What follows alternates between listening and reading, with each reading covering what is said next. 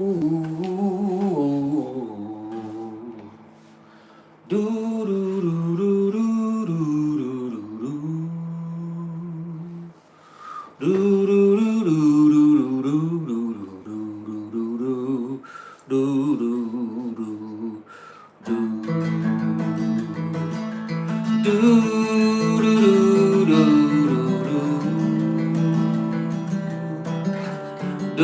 dun na na na na na na na na na na na na na na na na.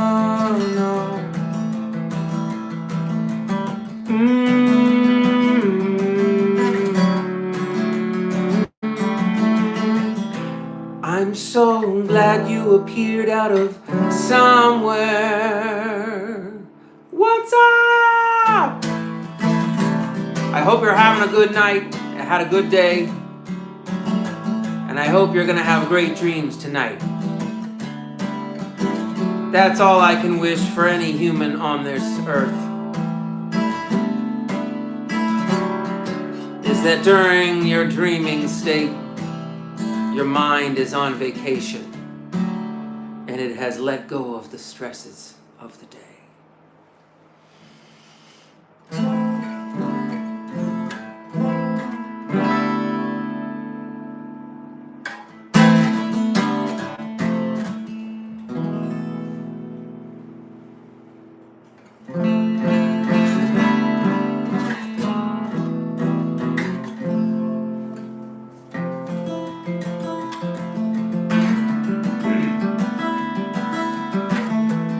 It's a dangerous thing to want something so bad. You feel like you're screwing up all the steps and you will die a stumbling and fumbling fool. My mind plays tricks on itself and puts my desires on the shelf to make way for the destruction.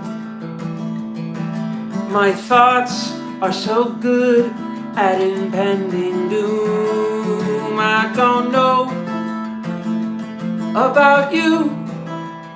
Maybe you're the same. Maybe I'm an alien. I wonder about you. Thank you, Gino 0976 0976 Gino. You are only getting a taste of what I am capable of. You see, guitar is my backup instrument.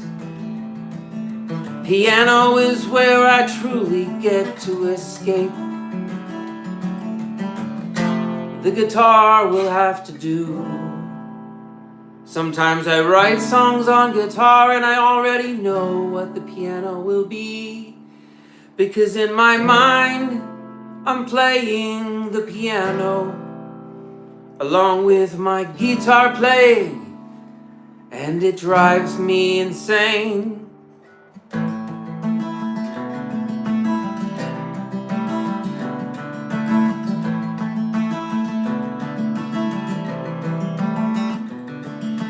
On the way upwards you feel your feet leave the earth.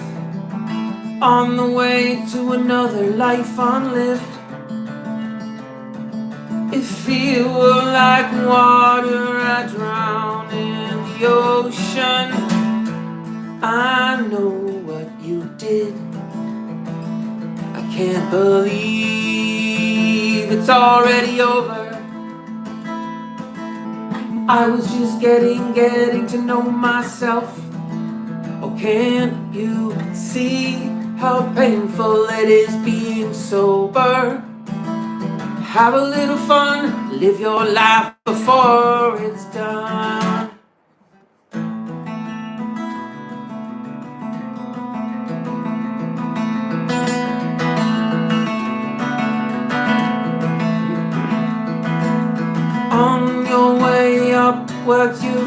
your feet leave the earth on the way to another life unlived. If fear were like water, I'd drown in an ocean. I know what you did. I can't believe it's already over. I was just getting to know myself. Oh, can't you see how painful it is being sober? My mind tells me, have a little fun, live your life before it's done.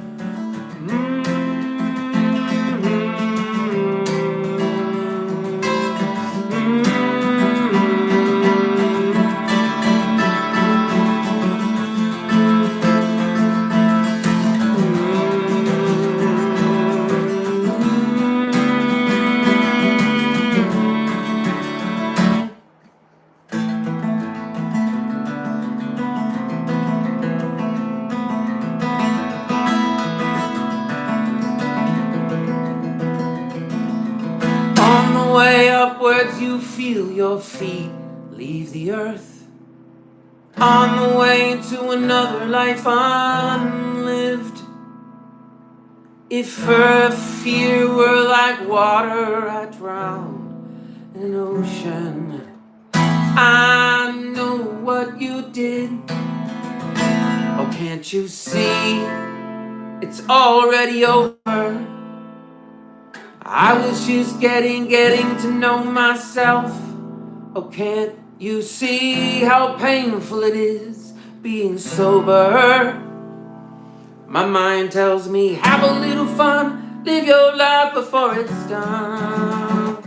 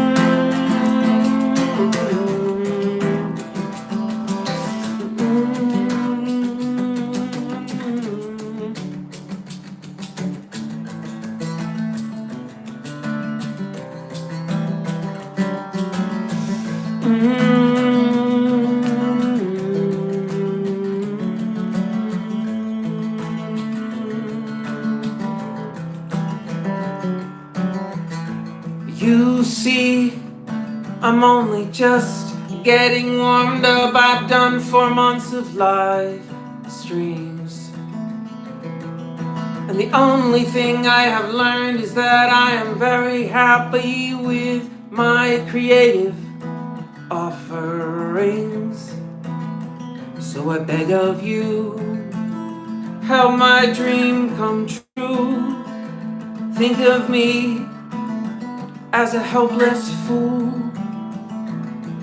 Reach out a hand and I will take it, and I will take us beyond the stars. Think of me as a helpless fool. Think of yourself as a tool. The tools that can fix this broken machine, if you know what I mean.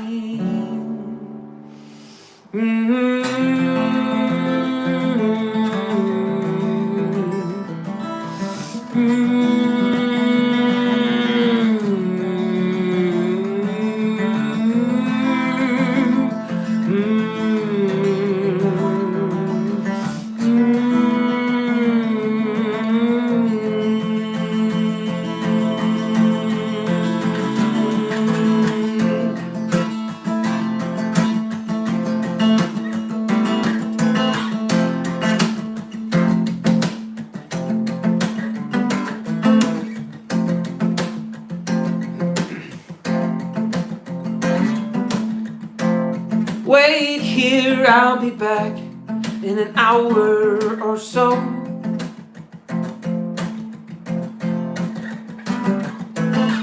When I return, our dreams will be fulfilled, and it will be an afterglow. I have no way of seeing the future. This could be the biggest mistake of my life, or it's exactly what I needed. And when, who's to say I'm not ready? I've been practicing every day for almost 4 months now. That makes me a strange individual. I can cloister myself away in isolation. I can work as long as I want. If I consider work to be streaming, which it's not work because I love it every second of it, every second of it.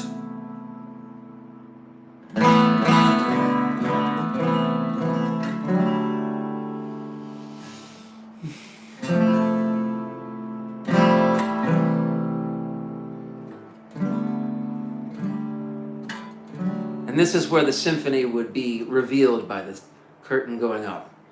And they would do something along the lines of like,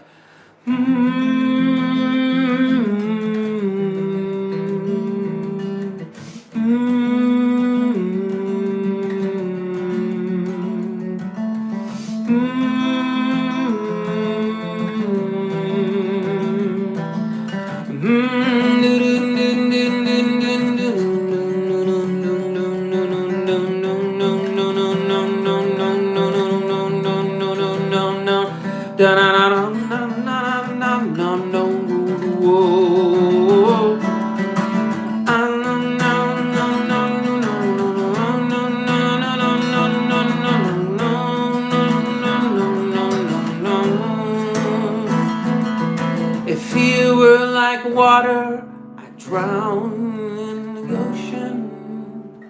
And I know what you did. I can't believe it's already over. And I was just getting to know myself. Oh, can't you see how painful it is being sober? My mind tells me, have a little fun, live your life before it's done.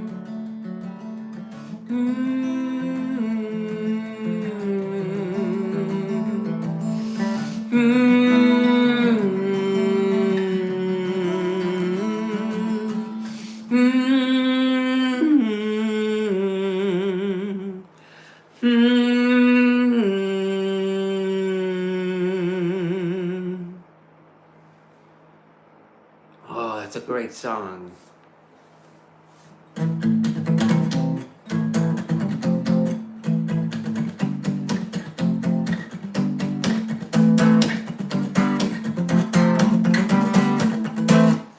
I can't play it for real. I love that song. I love that song. Yeah. That video still proves that, like, he was an alien, and we all know it, and that's okay. Aliens are okay. That's the point. What's up, the Dingleberry? Welcome to my STREAM. I don't want to spell the whole thing. That is ridiculous. What up? I hope you had a good day. Thank you for tuning in for however long you can this evening. I'm back on my mission. I find that I experience a certain type of time dilation between streams. It's an interesting phenomenon.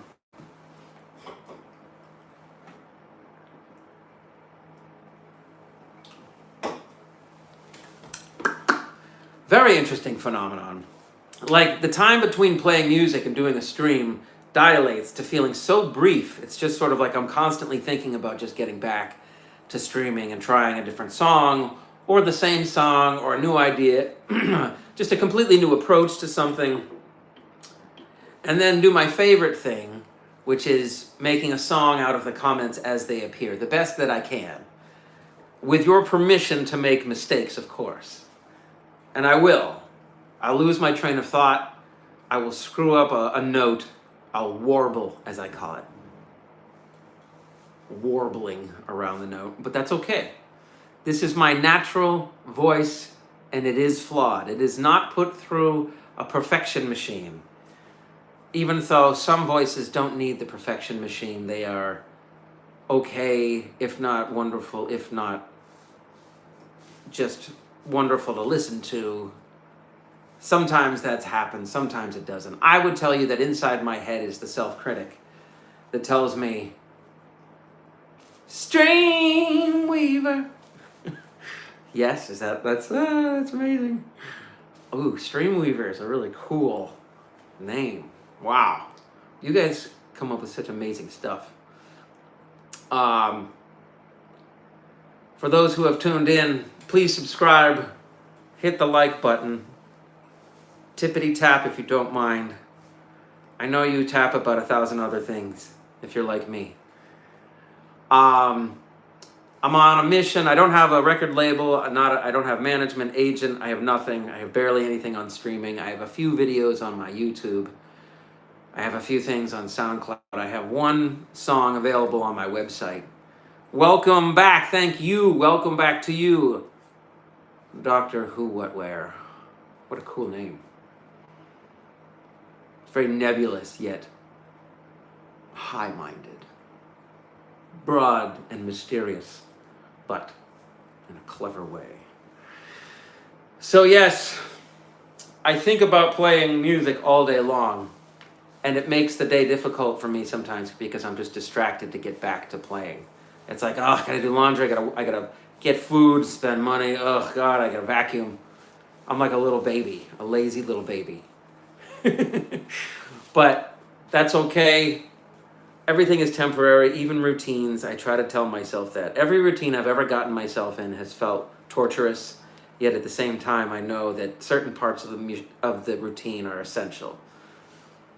I mean, if you're going to open a restaurant, you've got to take out loans, get permits, hire contractors, like a manager, bartenders, waitresses and waiters and cooks and chefs, and come up with a menu. It's difficult. It's a really hard thing to do, and my respect goes out to people who do it. A lot of the times the restaurants doesn't work, and the people have to go through a difficult debt situation, having hoped that this restaurant could become an income machine for them. So I think of my music as me building a restaurant, okay? There's my stretched metaphor for you. And I find myself talking about it because it's almost like I need to hear myself say it, but what am I doing? Am I just doing self-hypnosis here? And yeah, I guess so. That's part of this whole repetition process, is that for me, in order for my brain to change, it has to take repetition. The problem is, in isolation, I don't know if my brain is changed or not for the better. Yeah. And it's a good thing that I'm isolated, but it's also a bad thing. It can be both parts, and that can be a sliding scale. Like sometimes I need to be alone. I just can't have anybody around except for like a tape recorder or a video or my phone. It's sort of like I'm addicted to the feeling that my music is stretching beyond me where I need it to be. But I don't know how to make that happen. I play as many gigs as I can. I play a restaurant once a week. I live stream. I'm an addict and an obsessive, but it's like I can't remain an addict and an obsessive for years, right? I mean, the more that I do it and it doesn't go anywhere, the more I think to myself, man, did my train leave the station and I've just been standing there for hours? Just thinking, yeah, another one will come. And then if I picture myself on that platform, day turns to night, I'm cold, turns to day again. It's like a fast forward through me just standing on that platform, not realizing that the train is long, long over the horizon. See, these are the thoughts that my darkness gives me. And I'm okay to have a conversation about my darkness with my darkness. Because I feel like the darkness says, okay, I get it. I'm a pain in the butt. And I'm like, yeah, you are, darkness. Sometimes I just got to be happy, all right? And the darkness says, all right, fine. I'll hush. Because the light side of me is like, hey, darkness, we need less of you, more of me, obviously. If this signal is going to travel beyond, I can't play that song. No, I know that song. I don't play any covers. Sorry, Banana. But I do know that song. It's awesome. Chemical Brothers are fascinating. I find their music intriguing. That's usually how I describe music, in sort of broad, sort of literary terms. It's fun for me. So yeah, a lot of the times I'm having conversations with myself. There you go. Brother Darkness. Chappelle Show. Oh.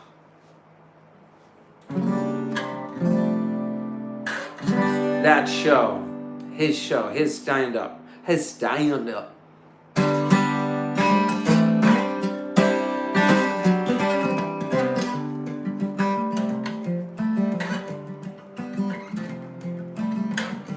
What about it? Good it be you.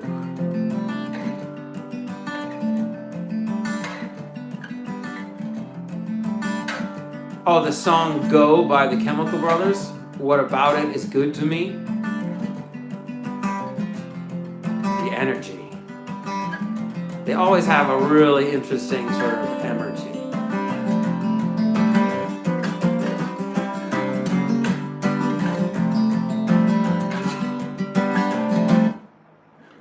Sometimes I let it linger now. Smell my finger. What about it is good? Is it good to be you? Tell me all the reasons why it's good to be you. I let it linger. Now smell my finger. I know I am a disgusting individual. I let it linger now, smell my finger. I know that I should take a shower and not be a disgusting individual. I let it linger. Now smell my finger. I know you'll never want to speak to me again. It will be a social apocalypse of a friend. Now we are not friends because I said one thing that was weird. I let it linger. Now smell my finger, let it linger. Linger, linger, now spell my finger.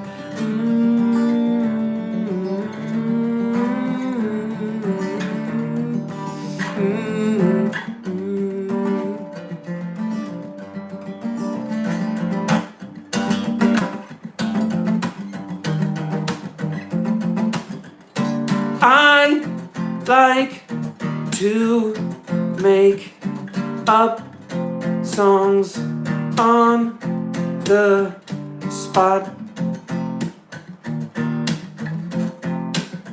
I like to sing songs. I like to make your brain rot. Let it linger. Now smell my finger. Let it linger. My stomach hurts. Let it linger. Now smell my finger. My stomach hurts from laughter. My stomach hurts from laughter. Good. That's why I love doing this. I poured spot remover on my dog. Now she's gone. Now she's gone. I poured spot remover on my dog. Now he's gone. What have I done? Let it linger. Now smell my finger. Just let it linger. Let it linger. Now smell my finger. You're a great singer, singer, singer.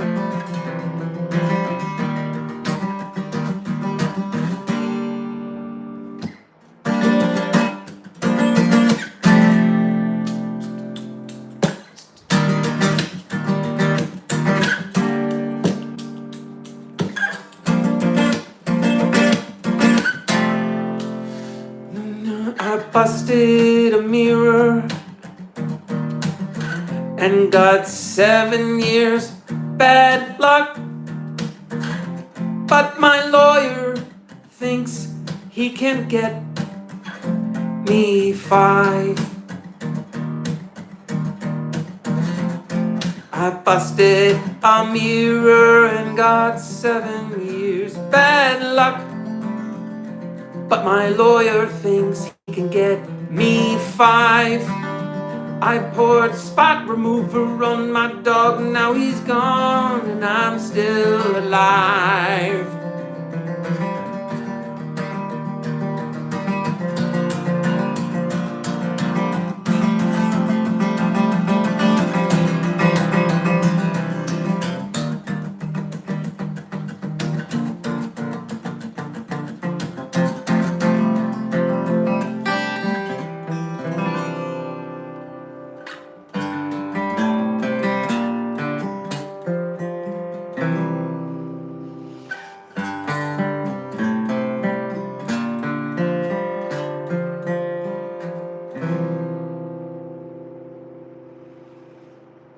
I used to work in a fire hydrant factory. You couldn't park anywhere near the place. Never stop, never stopping. Can you see the smile on my face? I used to work in a fire hydrant factory. You couldn't park anywhere near the place. My mind tells me never stop, never stopping. Oh, never stop going forward. Never stop, never stopping.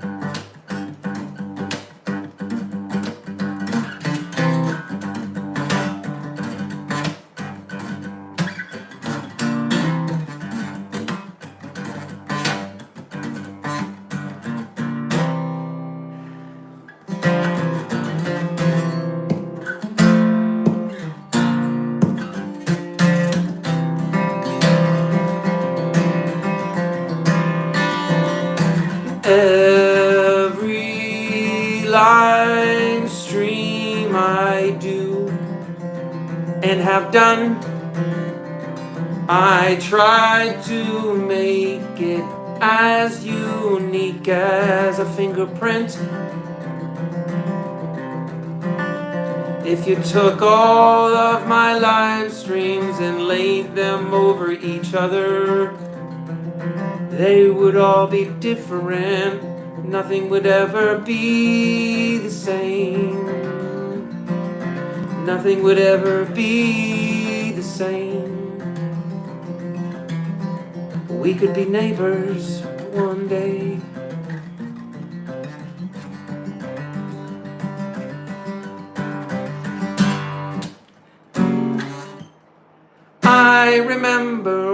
when the candle shop burned down. Everyone stood around singing happy birthday. I remember when the candle shop burned down. Everyone stood around singing happy birthday. I wish that I could come up with such clever things on my own.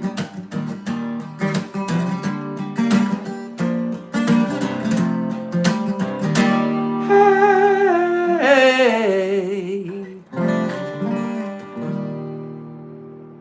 I'm a man on a mission, sitting in my kitchen playing songs that, to his own admission, could be quite subjective. So I have a condition that keeps me going day in and day out, day after day. Chuck. Who's Chuck? I don't know who Chuck is. What the heck is Chuck? I'm just kidding.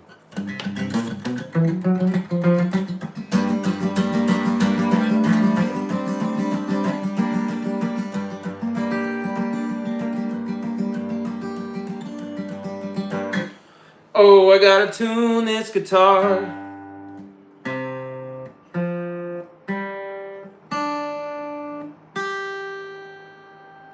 Weird. It's in tune, but it still sounds out of tune to me. That is the problem with having a perfectionist mind. And maybe that's not perfection. I don't know what I'm shooting. I'm shooting for something that is in the good realm. That's all I'm doing. That's all I'm trying to do. And I'm going to do that through volume alone if I have to. Just repetition, hours and hours a day, until the world catches up with what I'm trying to do here and it decides to give me the chance to play on a big stage somewhere. But I would happily keep this very live stream extremely contained to just this kitchen or at a piano that I play at. Someday I will do it on a big stage, and I want the world to sort of see what I am ahead of time. Because when I get to the stage, I want it to feel entirely different than what I do on my live stream. And while I'm thinking of it, I want to believe that my live stream could be viewed posthumously after I have expired. And that is an okay thing with me. It is a thing that baffles me, a thing that warms my heart, a thing that I hope helps people in some way. That's all I can say. I mean, I can say a lot. In fact, I consider myself to be a pretty exhausting person. Like, to be around for any given period of time. I feel like I have developed a certain late onset social avoidance syndrome, which is weird because I do enjoy socializing and I always feel good afterwards. Sometimes all I'm thinking is, man, I want to get out of this conversation after 3 sentences, and that sucks. Because they may just not want to talk to me, and I realize, oh, what do I do? Just walk away? Do I go silent? Do I pull out my phone? I think of all these potential outcomes. My brain overanalyzes and overthinks. Therefore, when I'm live streaming, I don't think of it as overthinking. I think of it as just thinking. I don't think of it as like being exhausting.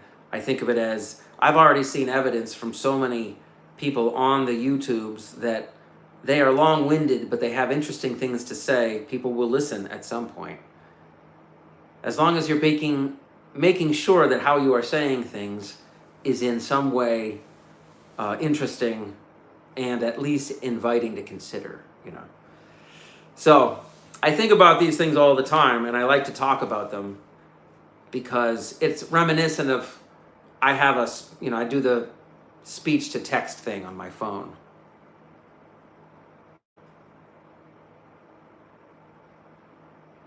I like it. In Oregon. I wish I could help. I'm just an Oregon drywall guy. You couldn't tucker me out though.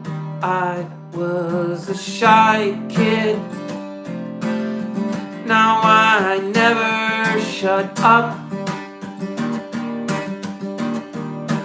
Babies don't need a vacation, but I still see them at the beach. It pisses me off. I'll go over to a little baby and say, what are you doing here? You haven't worked a day in your life.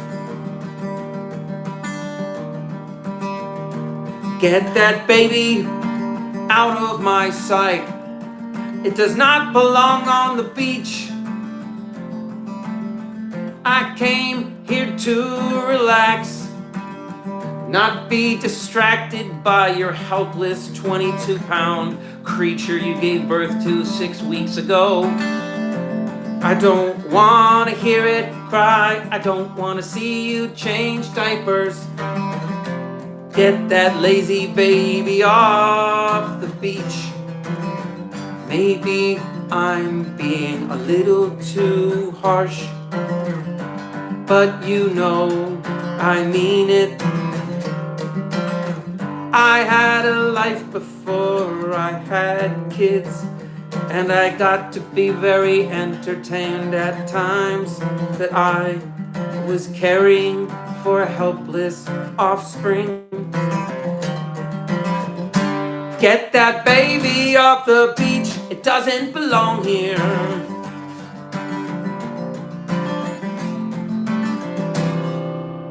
Yes, I like what you're saying.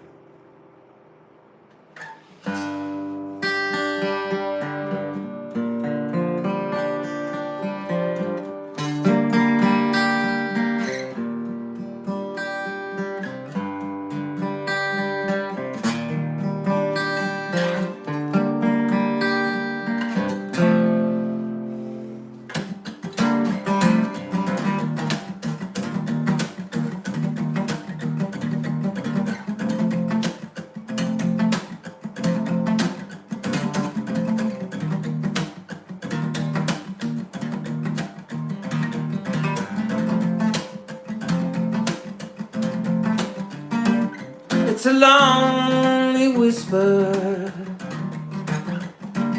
from beyond the wall. Yes, I really miss her. I'm not supposed to care at all. I'm on my way.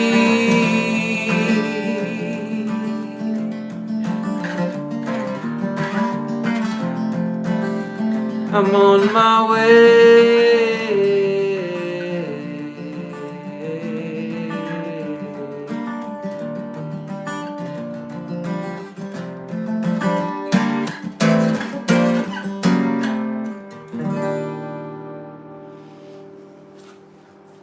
That was a song about babies at the beach. I never anticipated of having that as an offering, thanks to your words. I love singing the words on the screen, and I can say for darn sure, reading words that are pre-written is the equation being solved, because the words are the hardest part, in my opinion. If I just have a melody and a rhythm and a chord, the words are easy to say. I can stretch them out. I don't have to worry about rhyming. One of my favorite things about Noah Kahan's new record, as well as other records that he has done, or albums, or collections, is have songs that rhyme a lot and songs that don't rhyme at all, and then change it up, and I love it.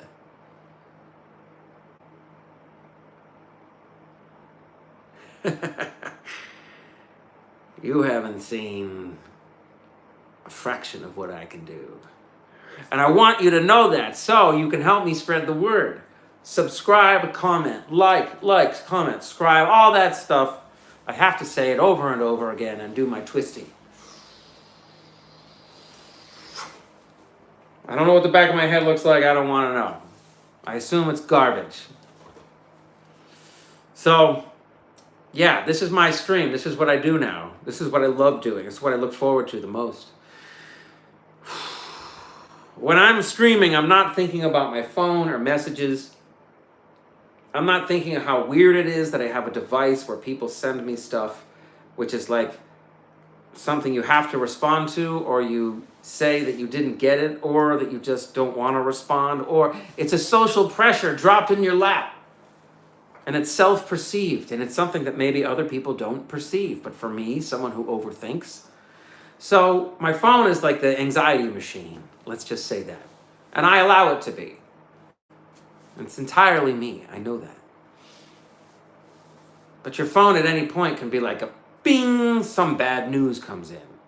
Or like, hey, we need to talk. Somebody, somewhere, a friend, a family member. So immediately, whatever I'm doing, my moment is like my attention is on the phone. And I feel like half of my life I spent without the phone or the internet. And I feel like I want the last half of my life to be describing how weird it is to live in a time where that is absent and that I have not been able to unplug myself. And it's a weird thing to feel like I am somewhat a slave to it. There you go. I like that. Laura, 101 cookies. I like it. I like it a lot.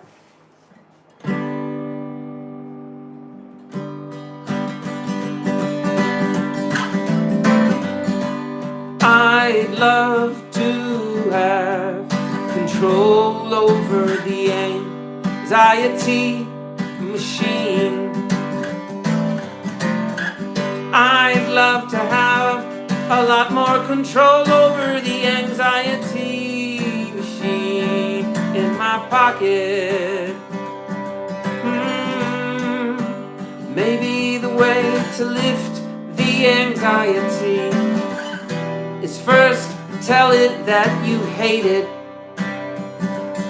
Tell your anxiety all the things you find disgusting about why it even exists. I want to be an anxiety machine. I want to dial it down. If I had an anxiety machine, the first thing I would do is turn the volume down. Maybe just a little, and maybe over time I turn it down just a little every day. And by the 5th day, the 10th day, 10th day, by the 100th day, maybe I will feel better. All you need to know is that your brain itself is the anxiety machine. You don't need one in your pocket. You've got one between your ears. So get your head out of your rear. You've got a brain between your ears. Anxiety is something that you can get rid of. Wind down the sound of the machine. Turn myself around. Wind down the sound of the machine. Turn myself around. Maybe just turn yourself 5 degrees, because a metaphor applies on the high seas. Imagine 2 ships in a very calm ocean, side by side. One goes straight and one changes its course by 5%. After one day, they are a little farther apart. After 100 days, they can't even see each other across the waves. And pretty soon you have corrected your course. Pretty soon you know it's for you to change. If your mind is an anxiety machine, you can pull the plug and turn it off for 10 minutes.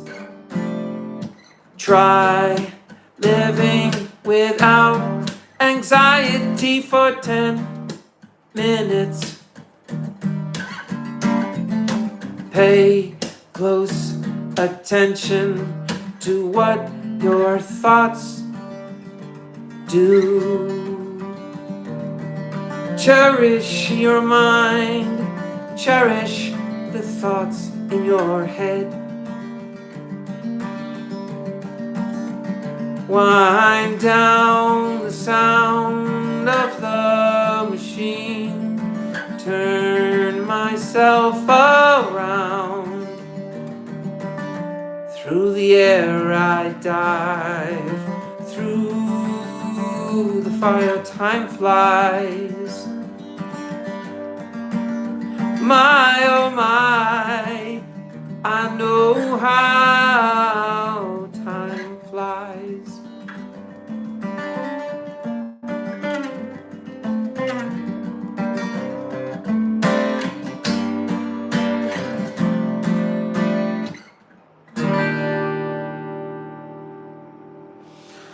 Sweet. I never want to sound like a self-help guru. I never want to sound like somebody that went to school for anything remotely related to understanding the human mind. So I say things as if I have a real depth of knowledge, but I understand that everything that I say is probably tinged with some version of foolishness or idiocy. But at the same time, I try to put anything on the record that I believe in, the words that I say hopefully conveying some type of message. And I truly love doing this. So when I am doing this, it represents the absence of a brain that is obsessed with the necessary responsibilities of life. I wonder if it's better to have this light on. Is that too bright? Do I look like a ghost? Got a shiny head. I should move my capo.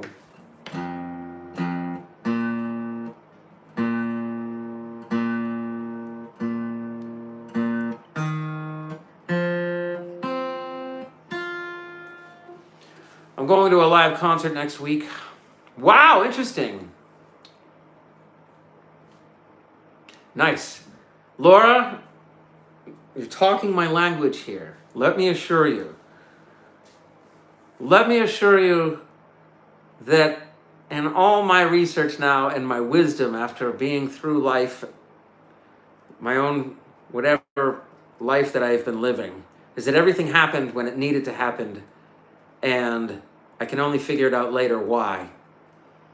So I think I'm in the process of trying to understand what it would mean to expire from this planet with so many things left up in the air. And I feel like right now there's so many things left up in the air. And I don't like that feeling. So my feeling is that all the stuff that I have built up in my head all day long will just come out of this. There's always this, it's a dam holding back a huge amount of water. And that water is like, I guess you could call my creative energy. And I'm just allowing a spigot to open and just a small amount of water to come through, because I'm afraid what would happen is if the dam broke and all of my creative energy came out, I would completely lose my mind and not be able to function in daily life. So you can understand why I would adhere to a pretty strict protocol of work, home, food only, laundry only, home, as much as possible. Because while I am home, I'm thinking about music a lot of the time. I'm a very distracted individual. Yeah, imploding is not ideal. So I've come up with a few solutions over the years, and one of the solutions that I have had recently is to visualize the two sides of my brain, the dark side and the light side, having a conversation. It's almost like through the darkness comes a face, and through the lightness comes the face. And they come face to face. And that is the essence of a lot of stories throughout history of thousands of years. Good versus evil, I get it. Light versus dark, I get it. I, in my head, tell my darkness, sit down, let me do a presentation for you. Because darkness, I need to be able to shine here, and you know that, because if you had it your way, my life would be cut short because I would feel like a monstrous, worthless human being. If that's what the darkness was allowed to do. So the light have to say, there you go, I like it. But the thing is, you understand if you can drip feed it, you know that you can turn up the intensity if you wanted to. So the idea is that the light side of my brain is making a presentation to the dark side, and the dark side agrees to just sit and listen. Just this once. And the light side says, okay, imagine this song and people like it and they want to come sing it with me. Imagine if I could do this a bunch of nights a week and it could be my income and I could be a professional musician. What would I do if I had the attention on me? And the thing that I would want to do is only reflect the things that I've always wanted to reflect into an audience. And the thing that I've always wanted to reflect is that everybody that is alive that has a heartbeat, in my opinion, has a metronome in their chest. And when you get humans together in a group and there is a wavelength created between every person, it's a wonderful ascension point that may not last, and it doesn't hit everyone the same. But by and large, if you have an audience and they're all waving their arms back and forth, and say 90% of people are doing it, if I'm on stage, I get to watch people wave their arms, and it would single out the people that don't have their phones up. So if your phone's out of your hands and you're waving your arms, it's so much easier. But there would be people that would just stand there and being like waving their head. And I get that. I get that people want to videotape stuff. Look at me, I'm videotaping what I'm doing right now. I don't have anything against it. In fact, I love it. I love the idea that a performance, a song, a moment can trigger somebody's brain into moving into a better direction. Maybe once, maybe twice. Ideally hundreds, ideally thousands and beyond. That's why I sit in my kitchen, not knowing what else to do with what I have in my skull. I've been playing music for my whole life. I've recorded probably 8 albums. I haven't released any of them because I convinced myself they were garbage. And every single one, I played all the instruments. But I got so excited in the process that I started to overthink the songs afterwards. And then I started to tell myself, man, those songs are boring. What were you thinking? Thank God you didn't release those. Wow. So then the songs went into like a graveyard in my mind, and I never thought about the album again, or at least very infrequently. There is something extremely comforting about the performance created in a video format. And I honestly can't say, I can say that all the time I have spent not doing this, I kick myself. I could have been doing this years ago. I could have been just saying, you know what, I'm going to put my thoughts down in a video with a guitar, without a guitar, with singing, with not singing, singing the lyrics on the screen, or just writing a song.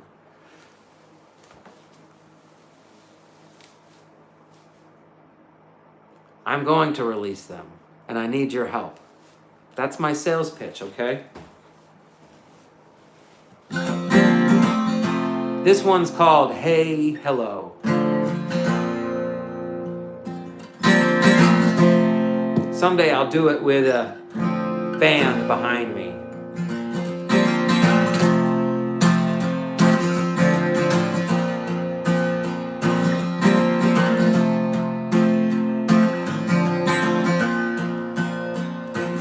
Hey you, what you fighting for? The world's right in front of you. Don't close the door. I said, hey, hello, can you hear me down below? I need to know, are you with me? Hey, hello, are you lost in the afterglow? I need to know, are you with me?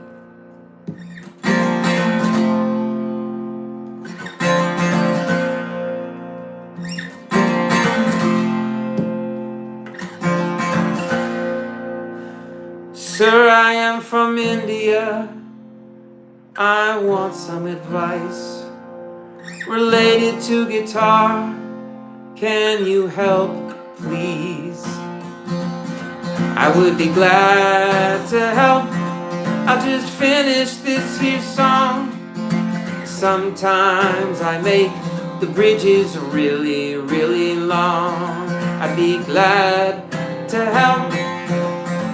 Just give me 1 or 2 minutes to complete this song.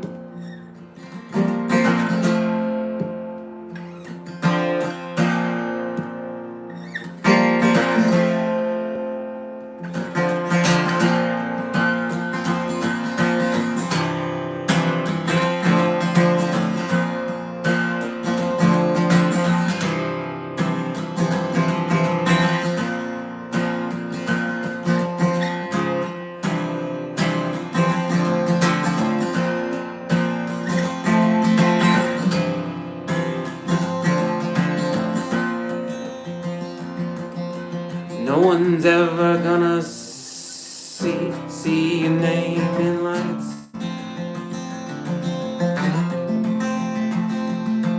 If you give up the fight,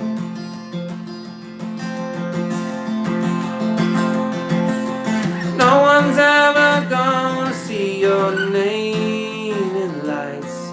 If you give up the fight.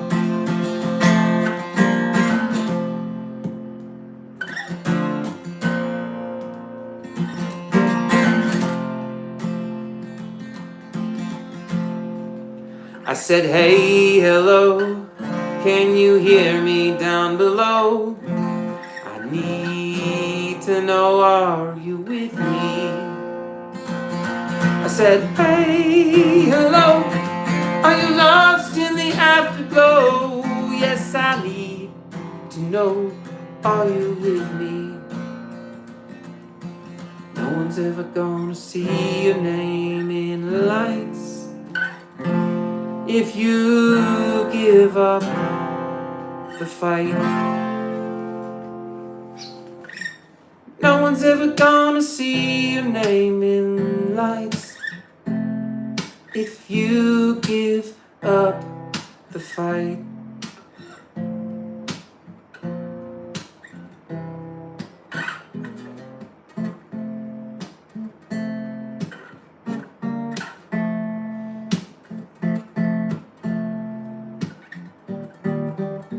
If I could have you, I could give you a quick advice on guitar.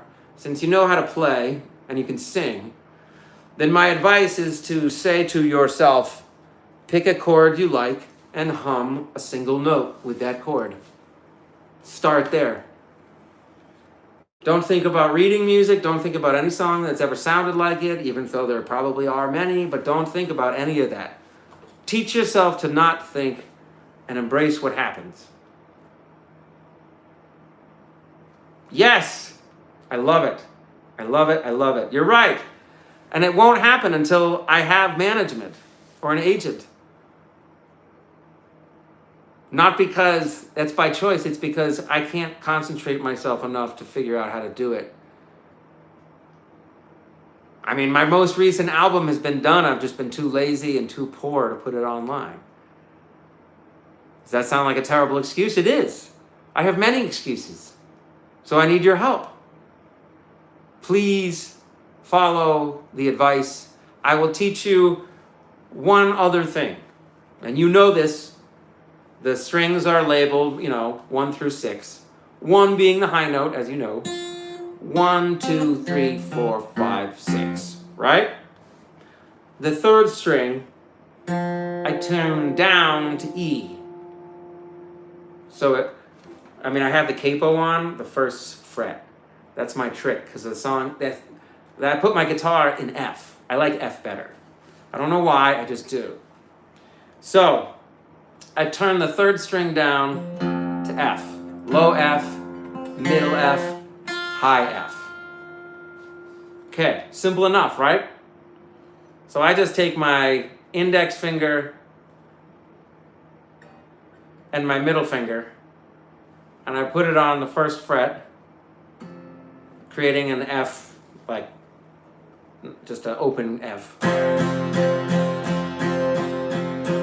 And now you have a chord. Thank you for subscribing. Spread the word, help get the word out there.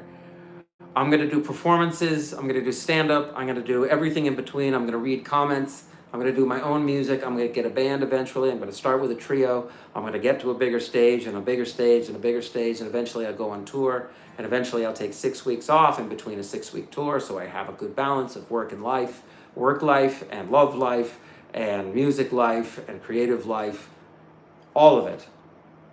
Someday that will happen, and I need your help if you can spread the word.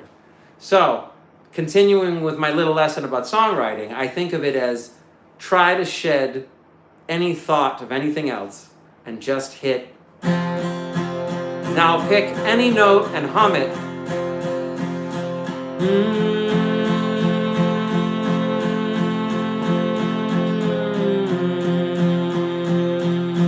All right, that was 2 notes, right?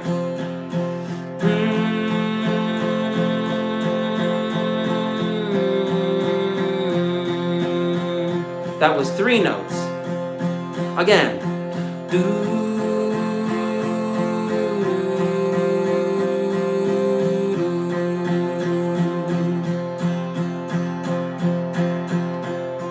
See?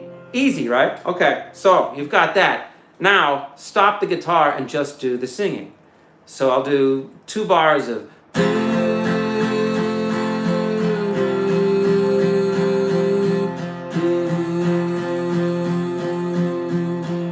guitar off.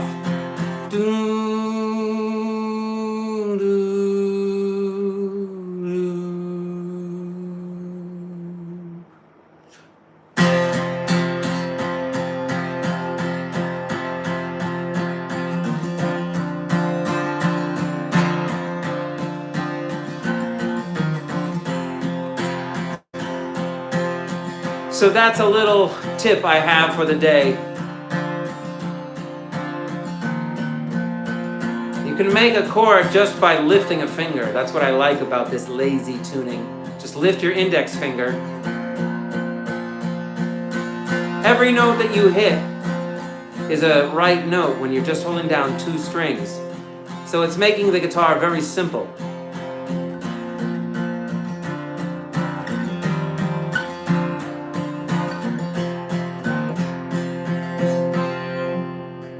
So that's my little tip for the day. I don't know if it's any helpful in any way at all. But I think of it as, all right, so if your brain can do 3 notes, imagine doing each note as a word. Like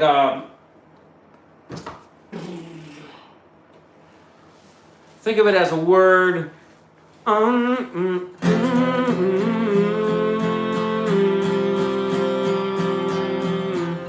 Make the word a 1-syllable word.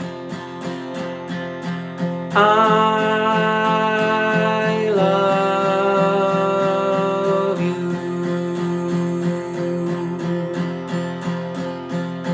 I love you. Now lift that index finger. I love you, yes I do.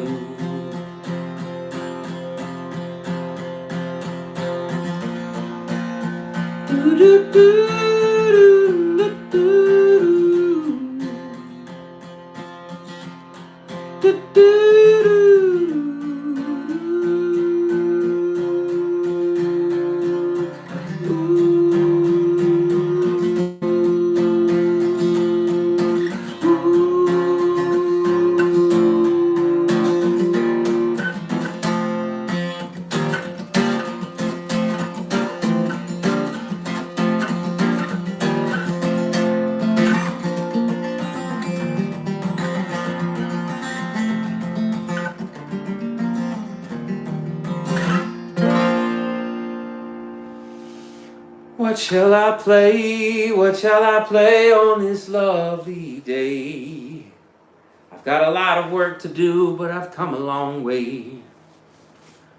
It's not easy to try to make your dreams come true by live streaming and playing for people eating dinner.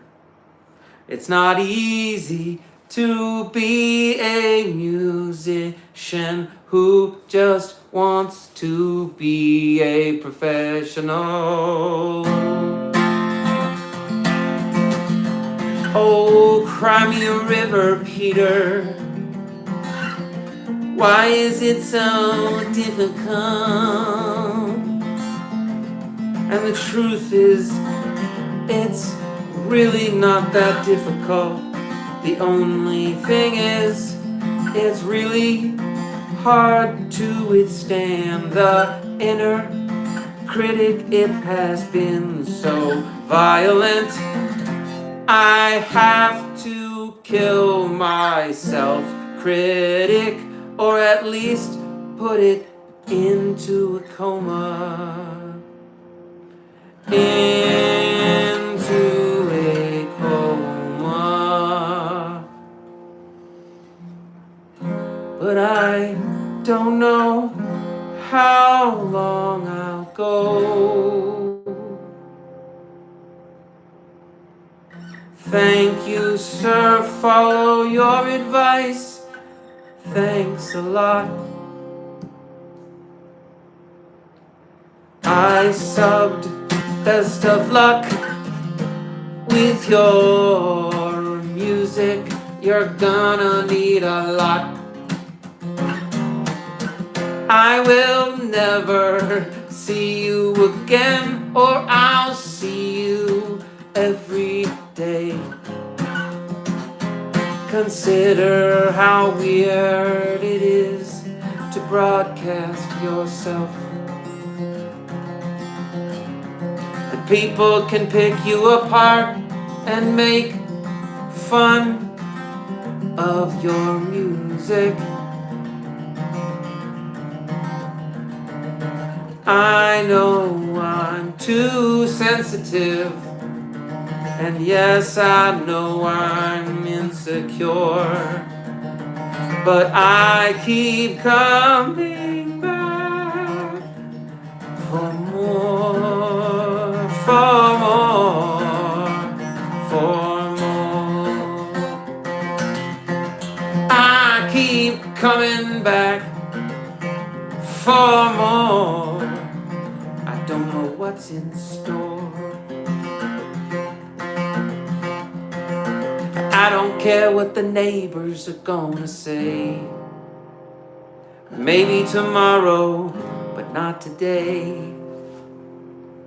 There's a reason why I do what I do when I do it. There may not be any rhyme or reason to it. I know I enjoy making up songs on the spot. Sometimes I'm not successful. Sometimes I create a real stinker. But I put on my blinker and I change direction. I can change the song on a dime. That is the gift I've given myself. That is the gift from heaven itself. That it is the gift I've given myself. It took time, so much time.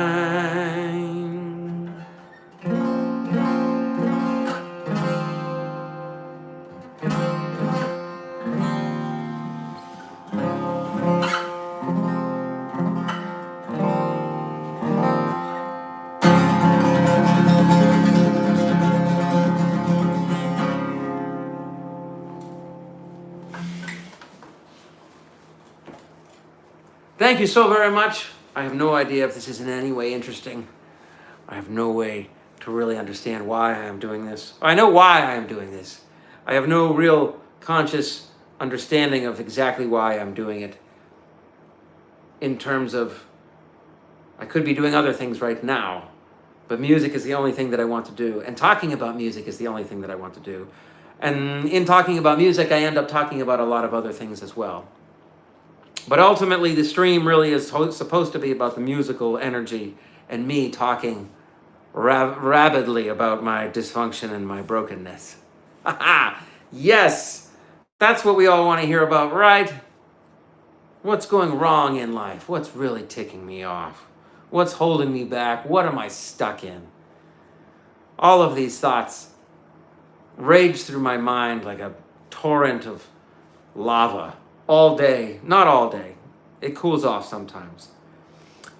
But I have journal entries and my written journal and my spoken journal and my voice memos, like gigabytes worth of voice memos of songs that I haven't even touched in years. I haven't listened to them in a long time. So right now I'm asking myself, a man of 2026, what have I learned? And what I have learned is that you better start thinking of immediacy as a factor. Don't delay, don't let something interrupt you. Do it when you need to do it. Something as easy as sitting in my kitchen and putting on my phone is like easy to say, just do it. This is the easiest situation I've ever had in my life. So I can't say just do it to everything because there are other things that I can't just do. Plenty of other things. I hate going to the DMV. I pay bills online and that's good. Wow, Peter, you're an amazing money man. I'm terrible with money. That's my problem. I'm terrible with a lot of things. That's my problem, but my solution is to try to be good at a few things. So today I had a good day. I was out in a river with my son and his friends. The water was amazing. It was sunny. It was beautiful. We had a great day. Got a burger and fries, some Pepsis. You know, summer is a beautiful thing. So I got to stretch my legs and light a candle. Take the guitar off for a moment, Peter. Just relax. I have an official diagnosis for myself.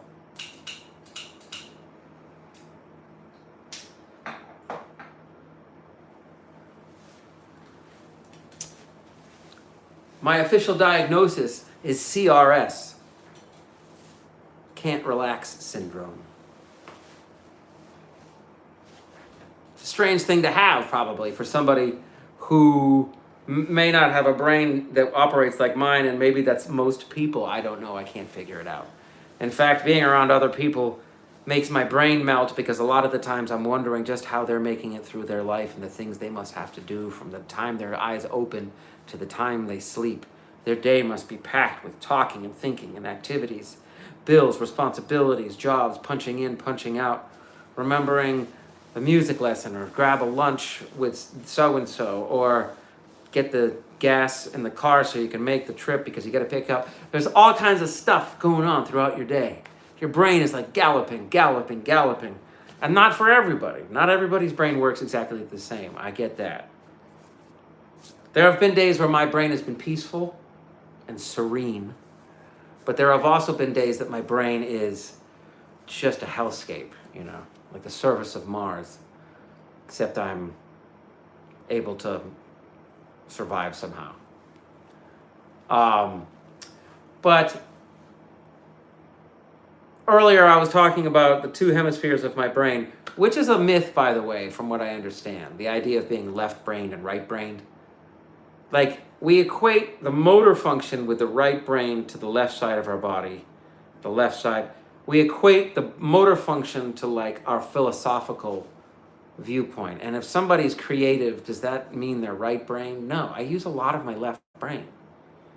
I don't know if it's not an even split, not necessarily, but I like the idea of thinking of the right and left brain as liquids, all right?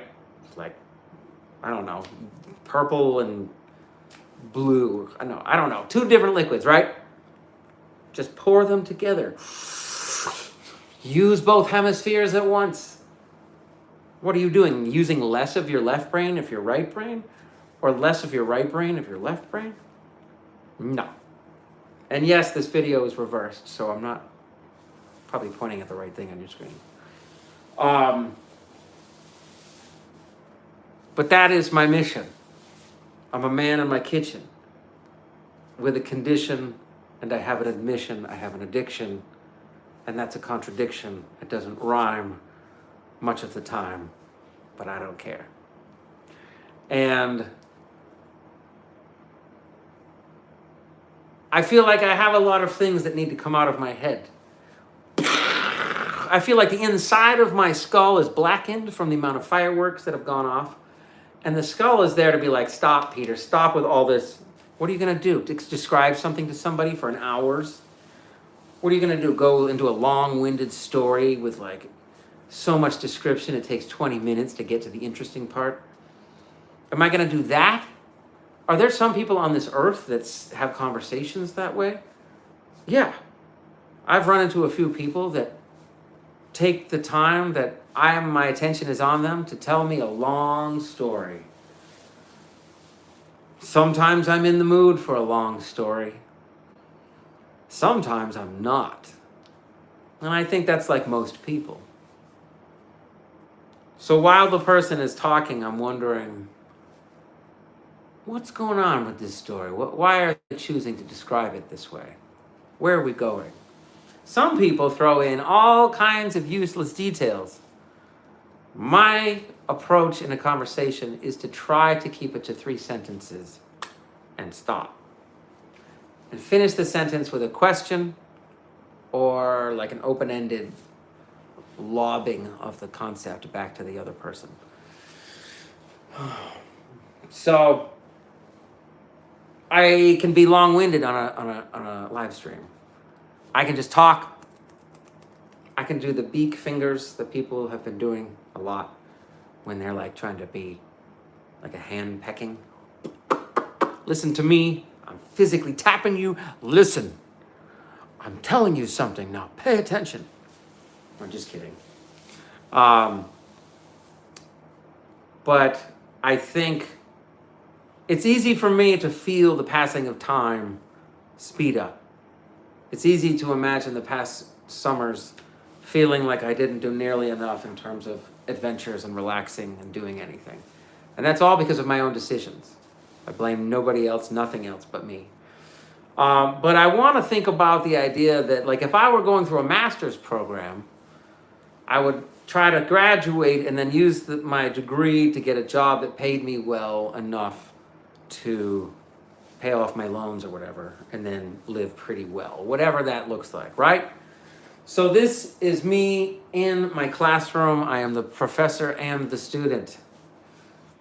And I'm putting myself through a master's program that I have decided is 48 years long.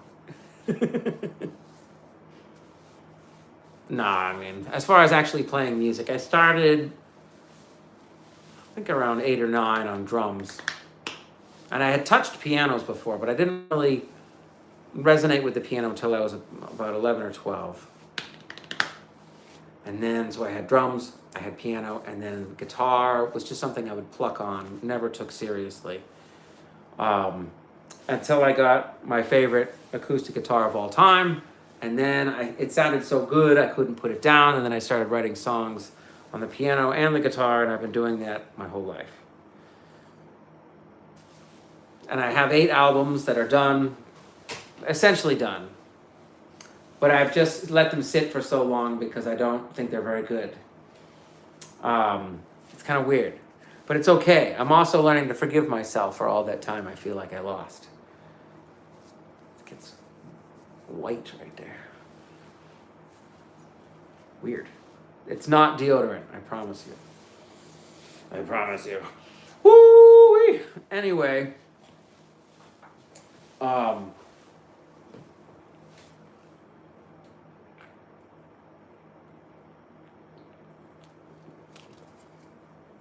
cheers. I like the ginger ale.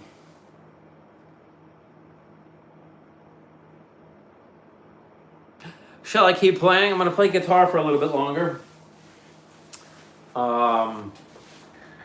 Maybe I'll do a little bit of bass just because it's fun to play for a little bit.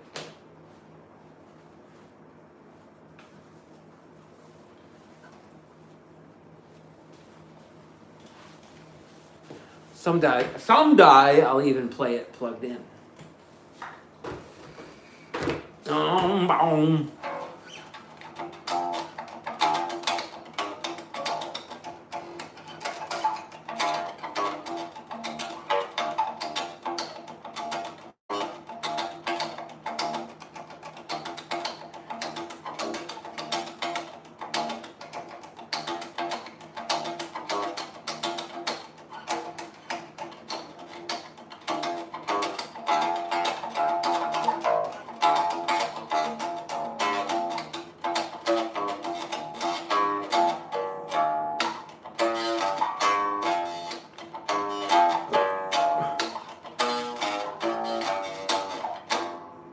Yeah.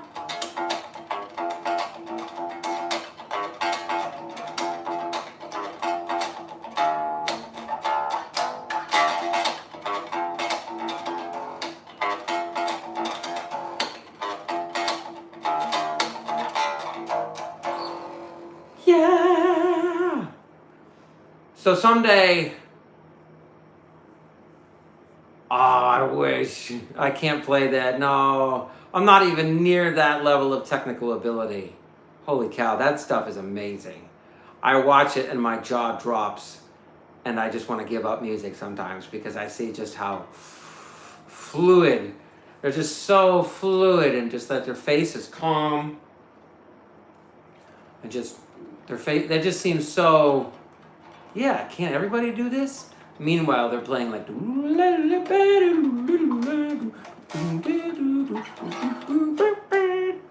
I can't do it. I wish I could.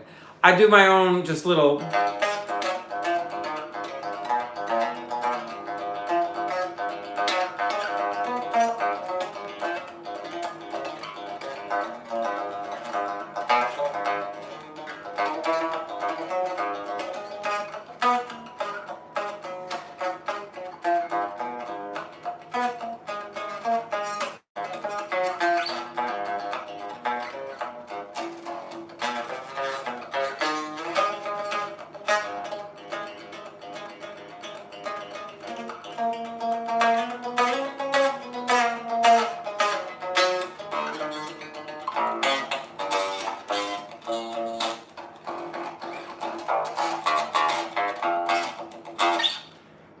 What's the hardest song you play?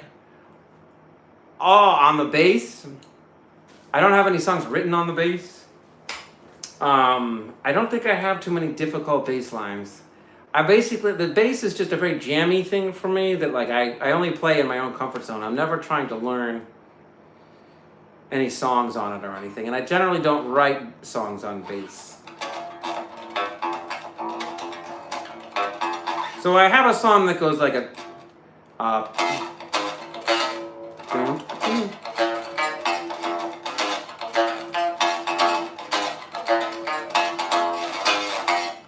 So that's maybe my hardest thing right now, which isn't all that hard, I know.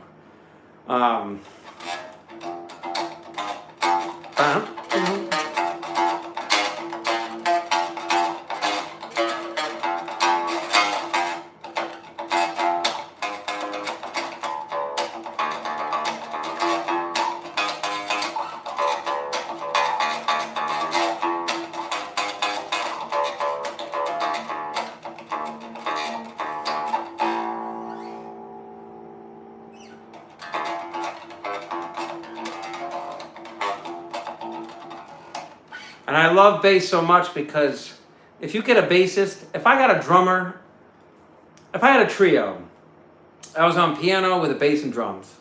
Or I could get on guitar, bass and drums. Or I could get on bass and the guitarist could play the drums and the drummer could play the bass or the guitar.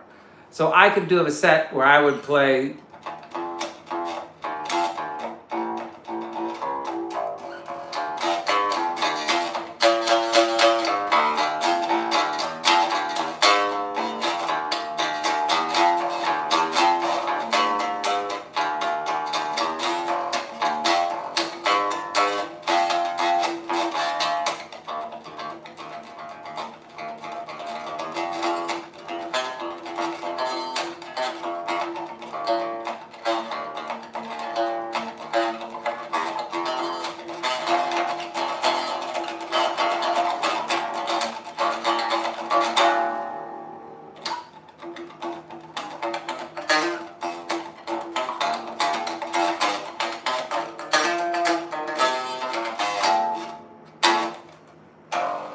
So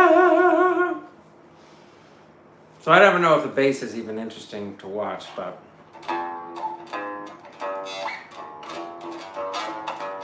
I usually play bass in minor.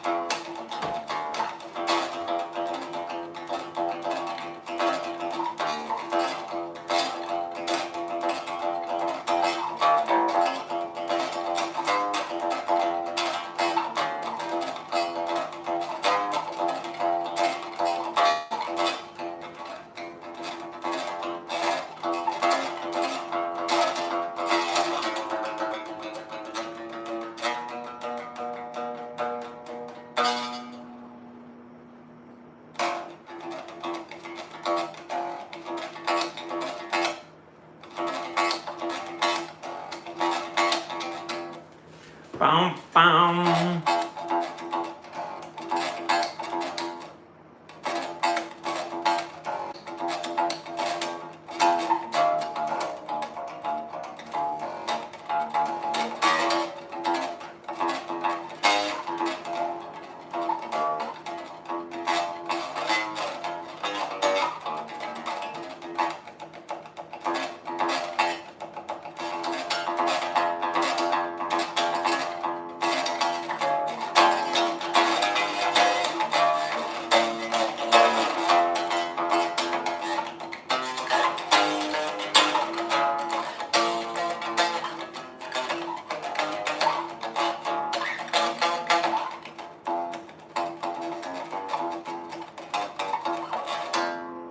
Yeah, sweet.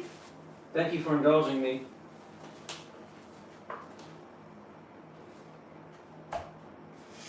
Thank you for indulging me.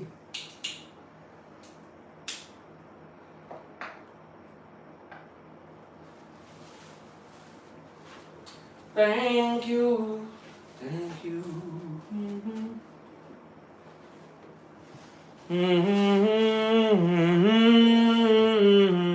Thank you for being here with me on this Tuesday night. Thank you for being here with me on this Tuesday night.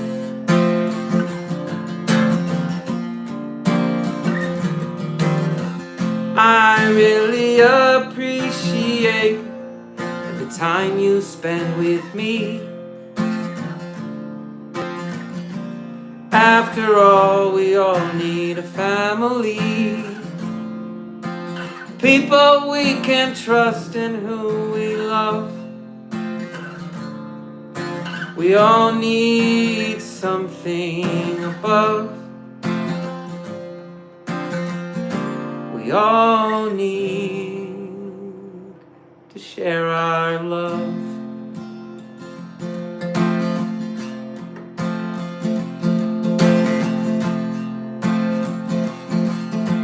Yesterday I felt my heart slow down, finding it hard to keep my feet on the ground. I can feel you all around, and I thank God for the treasure I found. When she told me she was leaving, I said, baby, please don't go. She said, hey, baby, baby, I need you to know, and I'll be with you to the end of time. That day will come further down the line. Stay here for one more night. We lost the war, but still we fight for who we love, for who we've lost. I will fight no matter the cost.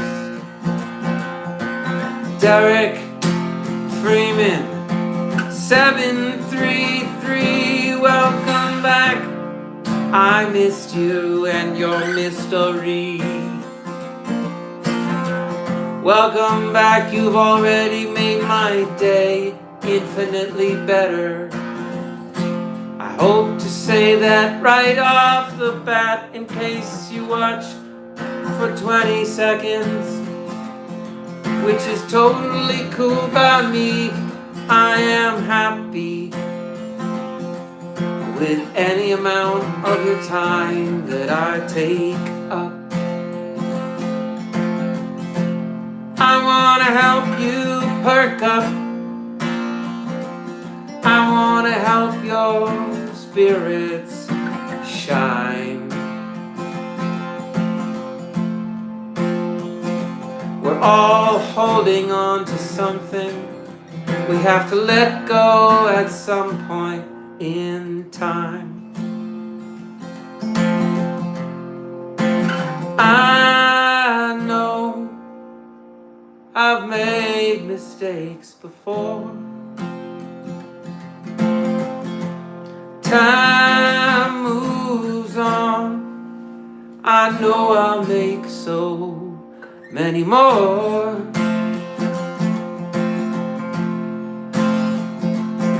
It's the little things you do that make life easy.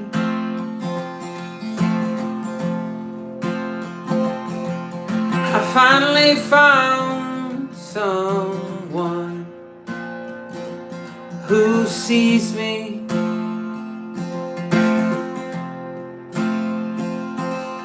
There is no other way than to let yourself cry.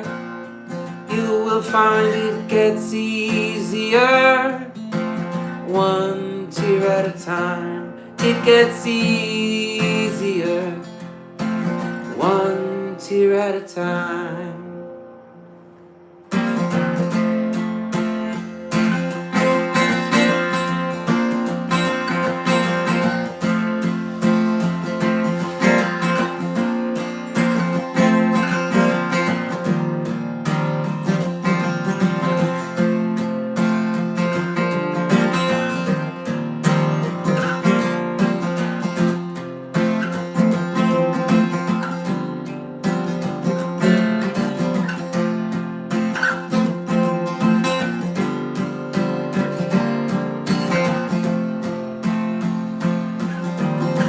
Thank you so much. I tried something different tonight.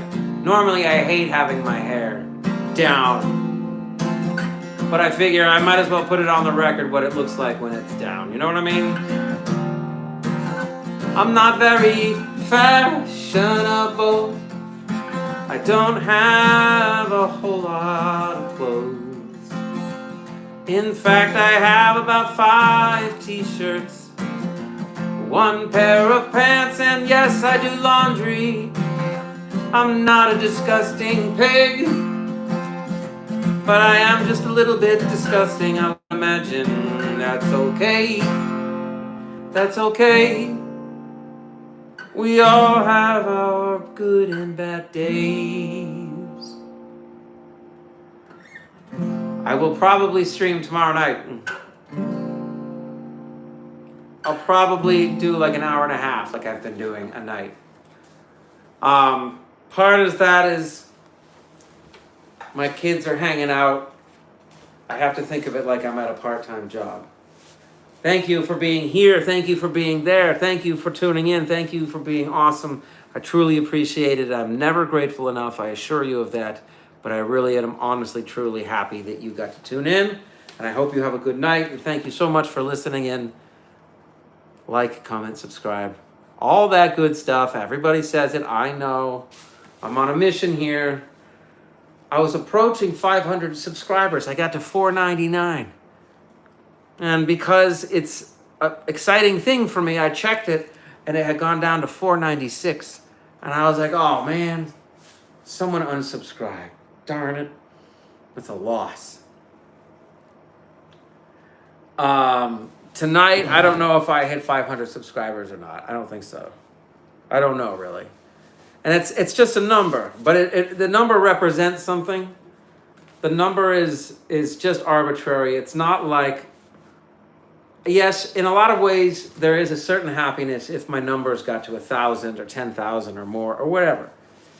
There is a certain excitement about getting to do that at some point, but there is also a certain sadness in this being a very slow-moving operation. I mean, what am I doing? Just setting up my phone in my kitchen here. Doesn't look like a kitchen, but in my apartment on a second floor that serves a wonderful purpose for right now, but it's not a long-term place for me.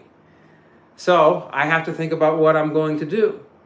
In order to get a house, you got to have the money. In order to have the money, you have to have money coming in. And these are important components of life, and I'm aware of that. And I don't want a house that is fancy. I don't want a house that is showing off and enormous. And I understand that people invest in real estate when they have money to diversify their portfolio. I get it. So, why do I mention this? I mention it because repetition can feel like auditioning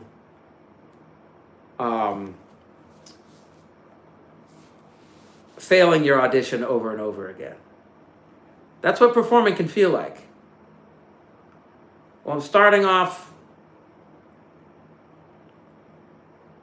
in multiple dimensions, it feels like in my head. It feels like when I am streaming, I'm between dimensions and I sort of fade in and out of ideas and concepts and inspirations. And I love thinking of myself as somebody who is, if AI is a raging river, I like the idea of being an analog, just cement pole that is not moved by the water. Water goes around it, but AI knows it can't touch an analog individual, an organism. And that organism has a finite lifespan. So as a machine, it's sort of like, well, it's going to die anyway in 10 years or 20, I don't know, hopefully many, many years. That,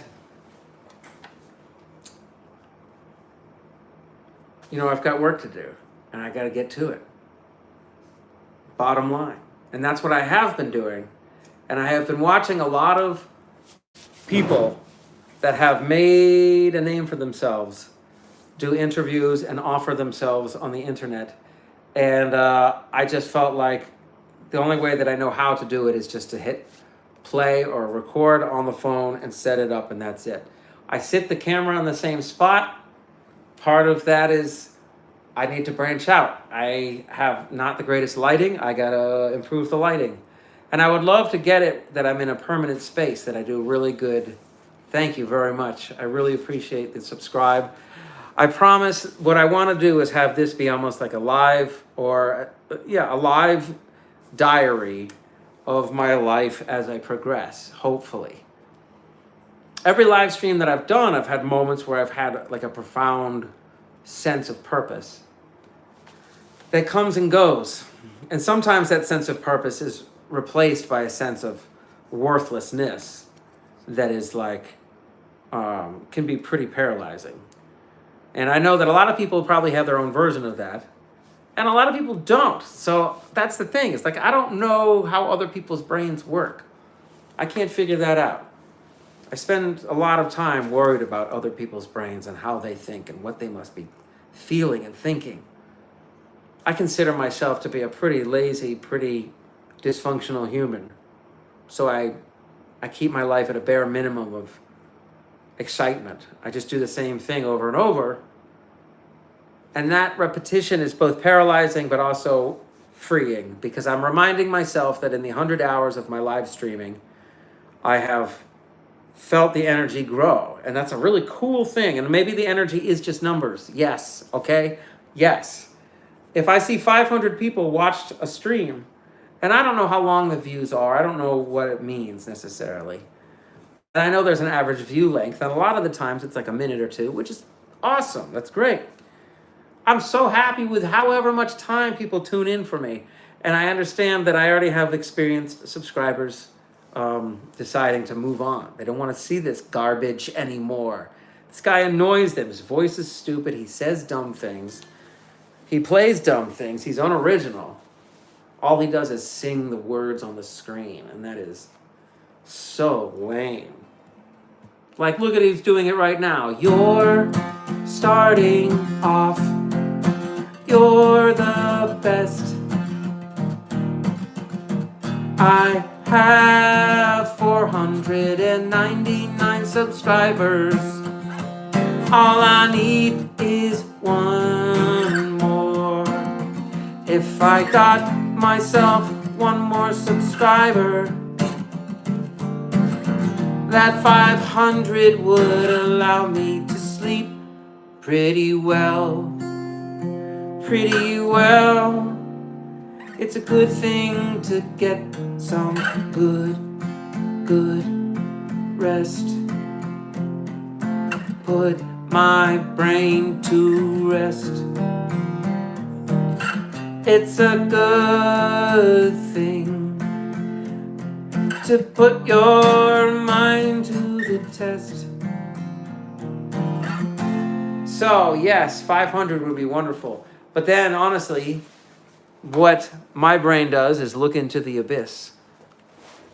The abyss that is, okay, you get to 500, and then you're like, well, you're not at 1,000. So then the next thing will be like, I need to get to 1,000. I need to get to 1,000. And that will get through my day. That will get me through my day. But it will also be days and days and days where I'm not at 1,000.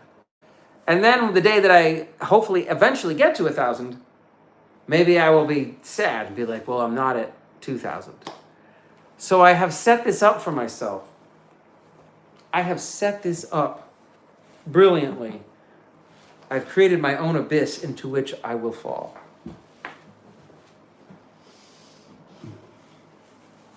And that is unfortunate. Truly unfortunate, you know?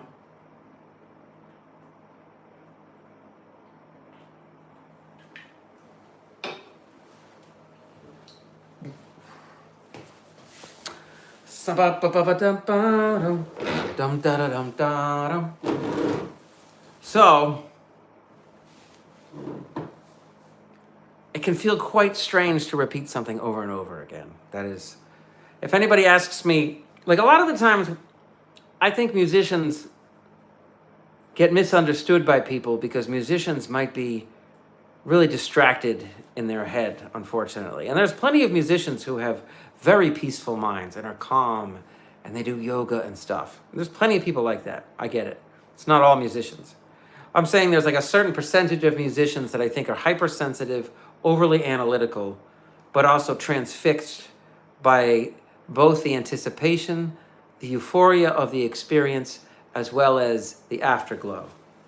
So let's say with music, I enjoy the anticipation, the experience, and the afterglow. It could be about 3 hours. I look forward to it all day, and while I'm doing it, I love it. And then when I hit end on the stream, I know I'm just gonna lie on the couch and watch something mindless and just peacefully drift away to sleep. And that is a good day for me, although it is entirely unproductive. Like my finances are on life support because that's how, like, the decisions I have made had led to this. So I need the channel to be a revenue stream for me. And getting 1,000 subscribers and getting something like 100 hours, I think, or 300 hours of streaming in, which is an interesting bar that they say that you have to cross in order to get sort of a financial legitimacy. I mean, you can make money other ways, I think, and I'm just talking about Super Chat from what I understand as a way that people can sort of tip me or invest in my particular mission. And so the longer I go, the better. So the more I say, the better. And sometimes I think back to conversations I had with people and nights I had with people where I feel like I talked way, way too much. Like 45 minutes straight sometimes. That is so much to ask of someone's attention. You get to watch them be distracted and shift and get boring, and they might wander away, so you got to wrap it up. Or if you have their attention, you can just put as much detail into it as you want. So I think that's what I love about live streaming so much, is that I can jump into some details of my life and the particulars of my musical offerings. But I can also pretty much go wherever I want, I think, with my content. I don't know. Obviously, my content is a little repetitive. Live streaming like this with a static phone and lighting and all that. I don't want to get all wild and shaky cam with it either. I don't like that necessarily. I think that I see people so addicted to their phones that it scares me to be that kind of person trying to keep up with how noisy other live streamers are. I think there are certain people out there that want to have somebody that makes a real attempt at eloquently and purposefully describing his opinions in a way that might appear to be at least possibly convincing on some level. So music has taught me so many things. And when I listen to music, I am so entranced a lot of the time that I look at my own music and I think no one would be entranced by what I do. And these are very sad thoughts when the darkness was taking over. The darkness just goes like, what are you doing? No one will ever like what you do. You're not like those people you see on the big stages. You're not anything like that. You're meant to be small potatoes, Peter. You're meant to disappear into the shadows after trying to get to the surface of being a professional musician, but you were never meant to break the surface. That's what the darkness tells me. That's what it likes to describe in intricate and excruciating detail. But that's okay. I allow it to make its case. In the courtroom of my light versus dark in the trial, I let the light have its lawyer and the darkness has its own lawyer. And they get to present to the judge the reason why their particular side should grow. So the light side of my brain is telling my dark side, hey, I gotta grow here. I can't have you getting in the way all the time. And the dark side of my brain says, well, you need me. I'm important. Also, you're worthless and you're a joke. And then the tug of war starts in the head, you know? So it's a dueling it out in the courtroom of my mind. And I think I'm trying to describe what music is like in real time, because I think a lot of my songs are written from the perspective of my light side or my dark side. And the album, in my opinion, not my opinion, the way that I actually designed the album, hopefully subtly, is to represent, it's 14 songs. And the album is supposed to represent that courtroom battle between my light and dark side. And a song could be said or sung from one particular side or another, and I wouldn't necessarily tell people which one it is. So like the third song on the album is called Face My Reflection. And I won't tell anybody if it's the light side or the dark side making the case. But every song, in a sense, and in my head, I don't hear the song going back and forth. I see it as the light side presenting a song, the dark side presenting a song. And then admitting that the songs were written when they were working together. So that's the whole goal of the album, that's the whole goal of the trial, is to have the light and the dark agree to just give each other a hug until they both dissipate. So there isn't one side or the other. So there isn't a ping pong back and forth. So there isn't a good, bad, bad, good, good, bad, back and forth in my head. There is simply what is in between. And I'm happy with not being able to define what that is. Just good enough, barely bad, I'm good with that. If there's anything that most people want in their life, it's a quiet mind. If your mind is a mine field, a thought could trigger an avalanche of emotions and physical responses. That's how powerful your mind is. That's how I watch YouTube like crazy, and I have seen a lot of fail videos where people fall down. This has a point, I promise. And sometimes you see a fail where a guy falls off his bike and splats on the ground, right on his face. And it's awful to watch.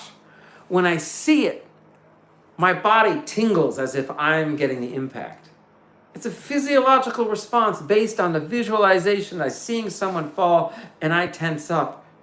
And it feels like I was bracing to hit the ground, and I actually did in a way. Now, that's a powerful brain, right? That's what everybody can do, actually does do probably. It's not anything unique, I know. But sometimes I really notice it. And I keep it to myself because I don't want to be like, wow, I totally felt that. I pretty much like putting things in storage in my head and then busting them out when I need them. No easy task. I don't know when to, how to, for how long.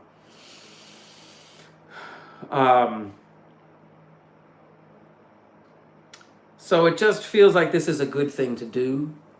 This feels like a good direction to go. This feels like something I should have been doing long ago. And that's okay. Is it okay? I don't know. What if you felt like you've wasted so much time? What if there was like no way to ever be like, yeah, I can never get that time back? Because look what I was doing to myself. What an idiot. That has to stop, obviously. Maybe live streaming is a form of like one-way therapy. Where you guys are the therapist and I just blah, blah, blah, blah, blah, blah. Talk, play a few songs. But singing what people write in the comments has really been so much fun to me. And I've only been doing it for, I think, about a week now, but it feels like a little longer. Maybe it's been... I dabbled in it before, but then I feel like my show, my performance, my stream could have sections. And if I were a smarter man, I would slice up my live stream into 5-minute chunks or something. But I'm not. I don't have the concentration ability. I need someone to do it for me. Somebody could get very rich with me if they wanted to, because I'm an endless supply of energy, but I just certain things that I suck at, and I'm a big baby, and I'm at least a certain percentage insecure and stubborn and self-centered. At least a certain percentage of those things. Maybe it ebbs and flows. No, it's okay, Collins. It's absolutely fine.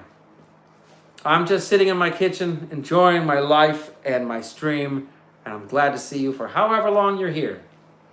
I truly appreciate your time. I appreciate that you are a great soul with a great heart, a great family, great friends.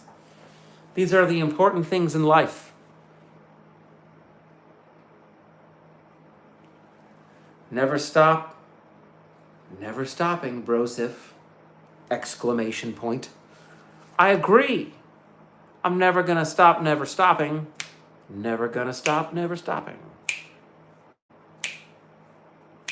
Never gonna stop, never stopping. Never gonna stop, never stopping. Never gonna stop. Never gonna stop. Never gonna stop. Never stopping. That's fun stuff, man. Somebody told me I should just do an acapella thing. I'm cool with that. I'm starting to think that maybe my stream would be broken up into like sections that I like to sort of jump into. I'll have like a bass section for 30 minutes. I'll have an acapella section for 30 minutes. I'll have sort of a comedy section for 30 minutes and have a serious section and then have an anything goes section. And I want every performance to be totally unique. I want everyone in that room to understand that they came for something that's gonna Thank you very much. Oregon, wonderful state. Been there. Used to live on the West Coast for 6 years, down in Los Angeles, and we went up to Oregon a few times. Portland and the surrounding area. It was wonderful.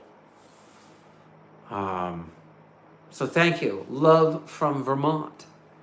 And this is Joshua Tree. Backwards to you, I know. Backwards to you. It's like Eart Arsal. Arsal, sorry. If I was a better streamer, I would have this a much better quality setup. But love to you from the East Coast. Thank you so much for your time, for your love, for your beauty, for your intelligence, for your creativity, for your soul, for your kindness, for your generosity, for your bravery, for your courage, for your fear, your anger, and your envy. Thank you for all of it. Thank you for being a mixture of all of those things. Thank you for being a bundle of emotions.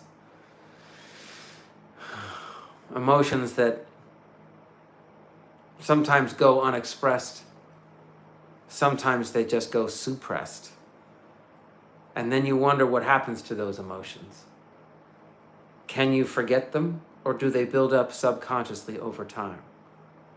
And it seems to be pretty true that they can build up over time, or at least some brains do. Not every brain is the same. I guess what I'm saying is that that's how my brain works, unfortunately. Part of this whole live streaming thing has been about understanding my brain in a better way and corral myself in the right direction of thinking positively about my future and actively avoiding a negative perception of my future.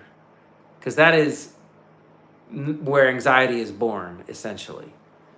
Anxiety is worrying about the future for things that haven't even happened yet. And just like the videos where I see someone fall and my body tingles, even from a video, that's where I lose what I was talking about. Sometimes my brain approaches the cliff and I'm like, no, I'm going to hang on to this thought. I'm going to come back to it. But then it's like, and then the brain goes off the cliff, or the thought goes off the cliff. But that's okay, because I generally know what I was saying most of the time. Usually it's from the idea of being inspired enough to keep doing this. And I am. I've never had any dwindling energy to do this. I certainly, before I play, I get hit with like a rush of anticipation, but dread. And that dread is basically, you're doing this because you just don't know what else to do with yourself, Peter. This is an addiction. This is your ego trying to give itself CPR. This is your presentation on your internal desperation and desire. And that's what I have done, and that's what I am doing, and that's what I will do. But it feels extremely self-congratulatory and like self-centered in a lot of ways. That I need to be alone and talking to my phone, to wonderful people out there.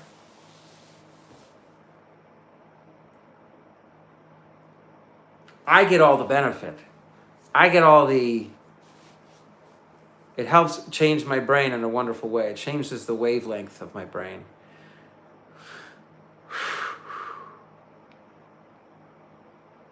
Where at my job, I have to do probably 15 to 20 blood draws a day. It's very repetitive. I try to do it really quickly and easily, the very first poke every single time. I get very concentrated. I zoom right in, get the needle into the vein. And I know a lot of people don't like that. I get it. Well, I'm happy to bear that burden for you, that I have to watch it happen over and over again. So I'm desensitized to something that is unnatural for people to just hold out their arm and then you go take this sharp thing, you know? And I've missed people. I have my bad days. Oh my goodness. I can't even describe the bad days that I have had, that I just left behind, but I had terrible experiences just over and over again. And I'm grateful for my job. I like the line of work that I am in.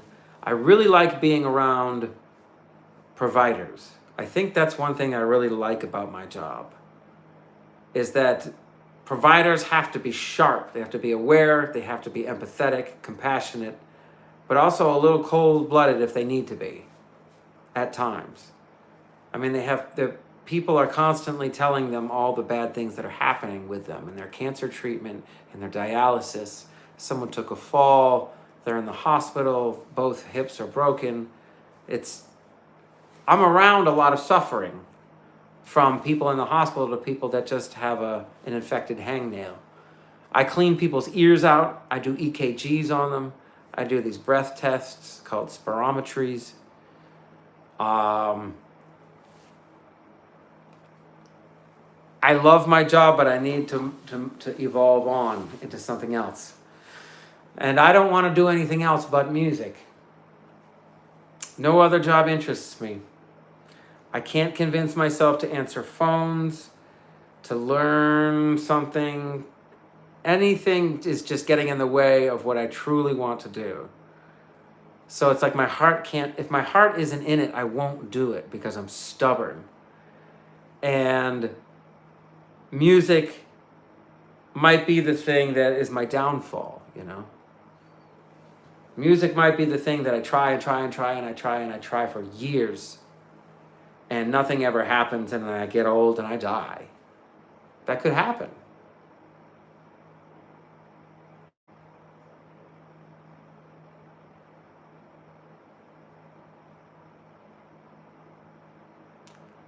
Wow, interesting. You're very different. I am different than you, and that's a good thing. I'm glad that you like my cadence. Yes, you can change your brain, and it's okay to be a wimp. My guess is you just don't look and just grit your teeth. And whenever I do blood draws, if they don't jump, if I get it right away and I do it quickly, that's a victory. Yes. And I walk out of the room a champion, and I'm like, I got this. Nothing is stopping me. And I hit blood draw after blood draw after blood draw after blood draw after blood draw. Punch out time. I go home. I drive home, I'm thinking about this. Hopefully I'm not thinking about when I missed the guy twice. Hopefully I'm not thinking about the time that I missed a really big, stupid vein for some reason. It was like the equivalent of having a barn door in front of you and a rock and just turning to the side and throwing it into the woods. Like, I don't understand what happened. I was embarrassed with myself. So I left that room angry, upset with myself. Be like, you gotta do better next time. You can't. How did you miss that? Because if I miss twice, I have to go get somebody else. And I hate doing that. Sometimes people are not even hard to get. I just couldn't get them. So it's okay to be a wimp. I wish I was the one that could draw your blood, because I would do it quickly and easily, efficiently. You would barely feel a thing. I would say 65% of my patients tell me they didn't feel a thing. It's because I'm quick, I'm easy, I'm efficient, and I get it done. It's like a pinch. If you take your skin, pinch it kind of hard for 10 seconds, and then let go. I'm out. Easy. Boom, you're done. You're good. You're not getting lightheaded. You got this. You might have a little adrenaline rush because it is kind of a crazy thing. I've never let anybody practice getting the blood on me. I think that's so brave. There's a lot of people that let people practice, like putting IVs in and stuff. Like, that's, whoo. I think people are superhumans, in my opinion. Anyway, so that's my day job. It's repetitive. I like it, but I hate it. I need to evolve away from it. And the more our music isn't becoming my profession, the more crazy I get that maybe I need to do it more, or I need to give it up, or I really have no control over playing more because that's just what's going to happen. And I won't call it giving up. I will call it doing exactly what I need to do when I need to do it. And if I were ever to be a successful professional musician, I would bring interesting things to the table. If I had the budget and I could sit down with engineers and producers, directors,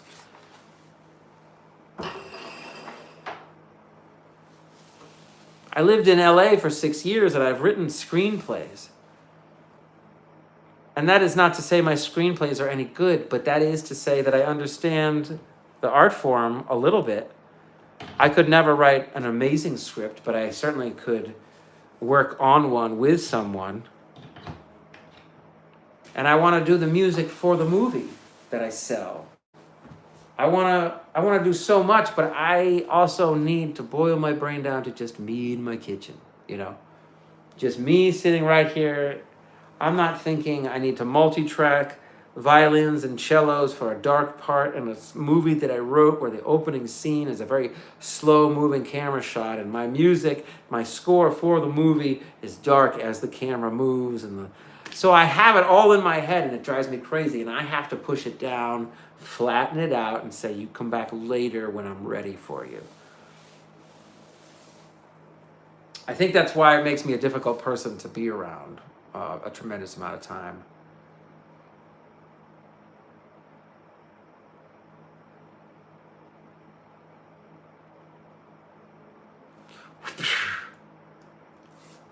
The good news is you've been a man this whole time. And I'm not talking like the stereotype, archetype, any stuff like that. As far as, in other words, you've been yourself this whole time. And it turns out yourself has always been good enough. It turns out yourself was learning to forgive itself for the past. Not forgetting, not letting go completely. But at 41 years old, I understand. Life feels different from up here.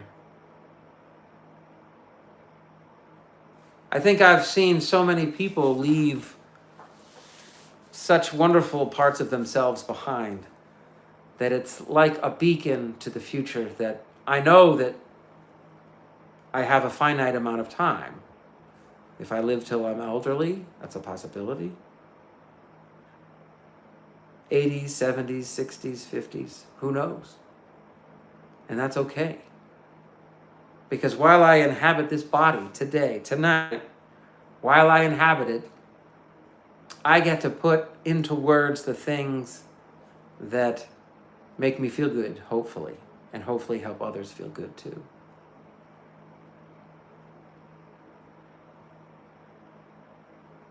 Good. I'm glad you're getting better. It takes practice. It takes time. I would use a 23 gauge butterfly. It's a tiny needle. I don't know why I think about these things. I need to think about my phlebotomy years in the past sooner than later. I don't want to find a new job because music is the only thing that I want to do forever. It's the one thing that I've done so much that I have decades invested in it.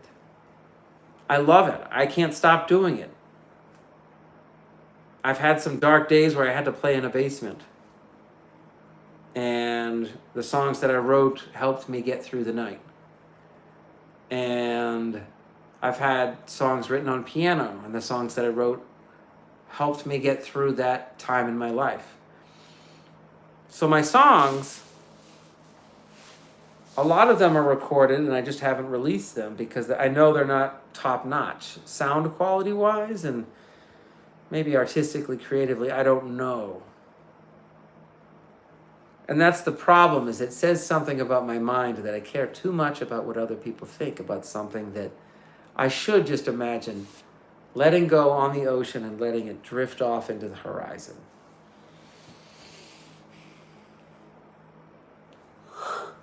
That's not an easy thing to do. Not an easy thing to do.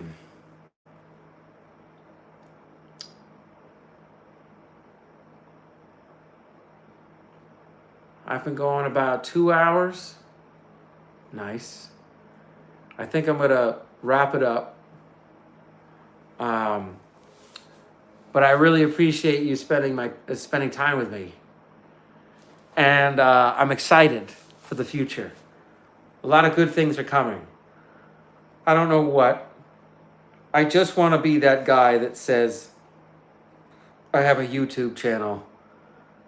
And the way that I got myself out was by playing day in and day out, 7 days a week. And having the time of his life doing it. But I think it's at the sacrifice of what? So that sort of haunts me for sure. But it's okay to have things that haunt you. It's not okay to have things that consume you. I mean, being consumed, it should at the very least be temporary. You can't be consumed 24 hours a day, 7 days a week. You have to do other things. You have to think other things, right? So if I'm obsessed with music all day and night, I can barely sleep. I'm recording and writing stuff. Going to work is difficult because I'm so angsty. I want to get home and work on the album, but no, I got to punch in. So for my live streams now, I mentally think of it as punching in, and my audience is my employer. And money is not a thing I'm interested in to purchase fancy shit. Not even in the slightest. My purpose for making money is to live comfortably, but somewhat mysteriously. I would have a home base, and that home base was easy to lock up for a couple weeks at a time. Or people could stay there, friends, family, to watch it, all that. Like, I need to envision what my life would look like if I were to win the lottery, or a miracle should take place, or my dreams come true. Because there's this artist named Noah Khan, and I think his new album has consumed me. And that's a good thing, and it's a wonderful thing.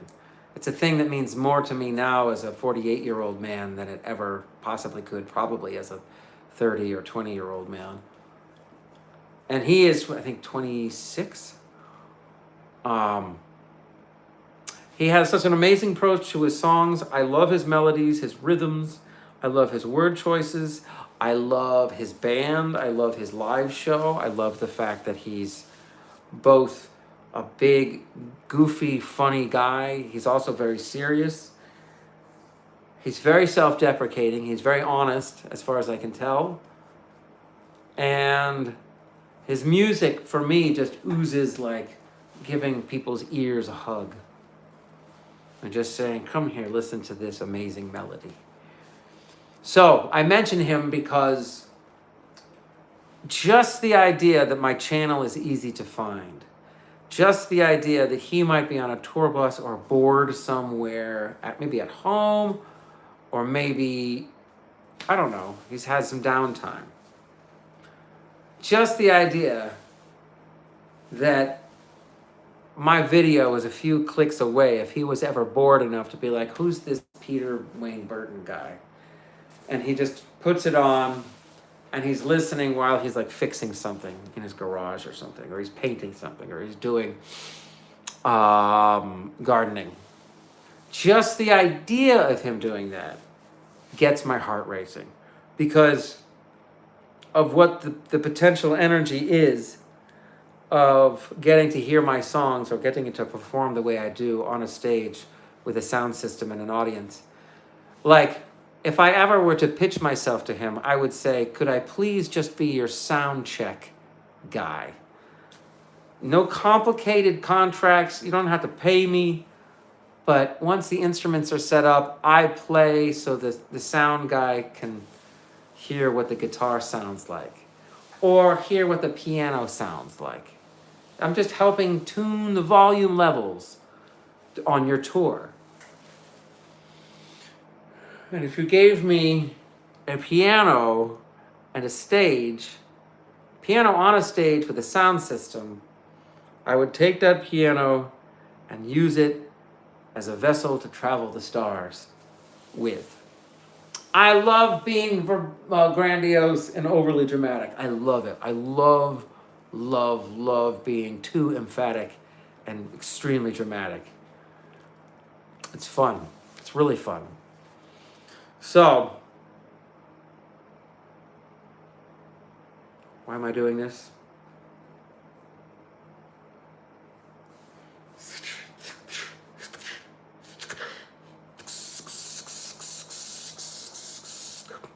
I have no idea why.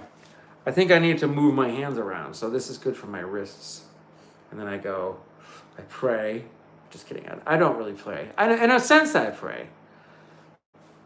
I shall win the lottery. Is that how prayer works? Oh, that's not how prayer works. Prayer is like asking for something. I think, right? Please let me, this or that. Let this person recover. Let this thing happen. My version of prayer is, I want to get rich. I'm going to get rich. I'm just kidding. That's messed up. I don't actually mean that. What I do mean to say is that money does not buy you happiness, but it gets you a discount. And I can go through all the plans that I have for the money, but I would need to take hours and hours and hours to do that. So my next broadcast, I might go into specifics about my plan. I would like to put on the record that I am actually laying out the architecture of my rise to something beyond what I am now. And that architecture is secret, but I'm sort of tiptoeing around it in my presentation and my streams. The album is going to be 14 songs. And in my head, it's old news and it stinks, and I've ruined it by overthinking it. And then the other part of my head is like, well, it is what it is, Peter, and you spent all that time excited about releasing it, and you don't release it. That is one of the saddest things I could possibly imagine. So my goal is to avoid that, and this is my methodology for it, by ironically not releasing it, but just talking about releasing it, is sort of like me reminding myself that, yes, this is my destiny, this is my path, this is what I have to do with myself, with my time, with my life. I'm in my kitchen, on my second floor apartment. I've got 2 amazing kids. I work a low-level job that pays the rent, but is not enough for me. I've got an amazing family, friends, and I'm extremely grateful. I'm never grateful enough, though. I will say that. Let's just say that I try to be as grateful as I possibly can. And I thank you. You're right, release the Kraken. Is your name Dean? You don't have to say if you don't want to either.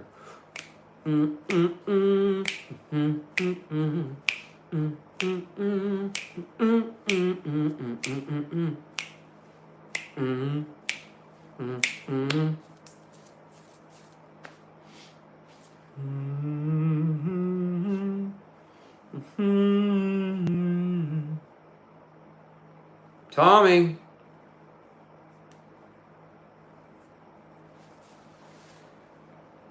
All right. Good to meet you, Tommy. I'm Peter. Glad our paths crossed. This life is better when your energy is being shared somehow. Dingleberry is the handle? Oh, the Dingleberry. I didn't even pick that up this whole time. Man, I'm slow. I'm slow, Tommy. I'm slow, okay? That's really funny. You're a clever one. To be clever requires a certain mixture of things. Probably self-doubt, intelligence, creativity, sensitivity, sarcasm, all mixed together. Maybe we all have versions of that. Maybe we don't. I don't know. I can't figure people out. That's why I stay away from them. Well, I don't know.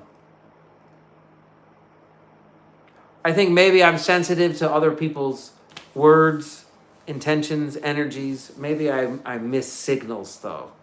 Maybe I misinterpret signals. Maybe I overthink to the point that I'm way off track and I can't even get back to what reality is. I think that's where my brain worries the most, is that it's going to lose track of just basic, like, how to be alive. You know, talk to people, interact with them, give them presents, write letters, like call them, text them. What a concept. Oh, it sounds exhausting. And it's not, it shouldn't be. But that's where my brain has allowed itself to go, is to think that people are amazing. But everybody, I think, wonders if maybe they're not the best. Or maybe they don't. I sense there are some people out there that feel 100% great about themselves. And that's wonderful. But I also can't read them. I also don't know. They're confusing to me. That's why I stay away from them.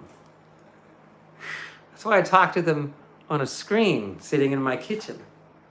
This is the easiest form of communication in the world, and I love doing it. And my fingers are dying from playing guitar so much, but I don't care. This stream is eventually going to be a really nice production, and I will really, really work on making it as authentic as possible. I want it to sound good, look good, feel good, but I also don't want to sacrifice. I want the human grease to be a factor, at least a 20% factor. I don't have to sing perfectly all the time. I don't have to pick the precise words to use at the precise, perfect moment. I'm going to stumble and fumble my way through most of my performance. But that's my mantra. That's my motto. That's my saying on the shirt that I don't have, actually, but it's, as always, my mission continues, stumbling and fumbling my way towards making my dreams come true. And it's reassuring to me because it's saying there is no one way to do this. And I have stumbled and I have fumbled and I have been a jerk and I have made some terrible decisions in my life. I have been an a-hole. I have been a really nice guy, a helpful guy, a compassionate guy. I've been both, a mixture. So now I want the next step. I'm praying, I'm asking, I'm begging, I'm envisioning the next step. And I appreciate you being along for the ride and tuning in. And I'm going to be back probably tomorrow night. And I will look forward to seeing you again. I will look forward to playing again and talking, maybe too much. But the longer I go, the more hours I get towards like becoming like a legitimate streamer, I guess is the way to say it. I don't know what I'm doing, okay? I don't know what I'm doing. But I'm just going to say that over and over again until it appears that I do know what I'm doing. So thank you so very much. I'm going to jump off. It's been an amazing, fun night. I appreciate your time. One perfect person. I like that. Perfection. Well, I appreciate that, Tommy. I do. You have a kind soul. You have a thoughtful energy. You have an articulate and brave mind, I would say. Interacting with somebody on a video is not easy. You have to choose your words pretty carefully. And it's a weird way to communicate, of course. I'm talking at my phone and I'm looking at words on the screen. So in my mind, I'm like, well, if I keep talking, that would be entertaining. But I also want to leave space between my sentences, if at all possible.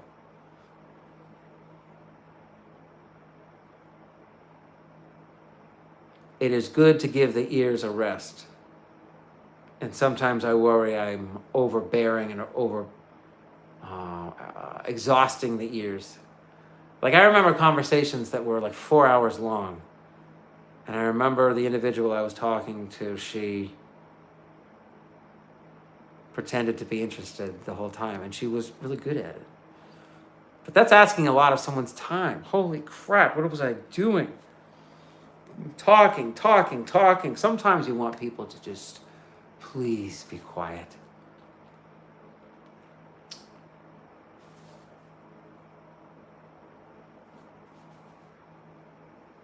Well, I appreciate your encouragement, and I don't know what I have done. The only thing that I feel like I have done is to say, this is an important message that I have to record. And live streaming has turned into this wonderful thing where I look forward to it. I look forward to singing words on the screen. I look forward to having conversations with individuals like yourself, Tommy.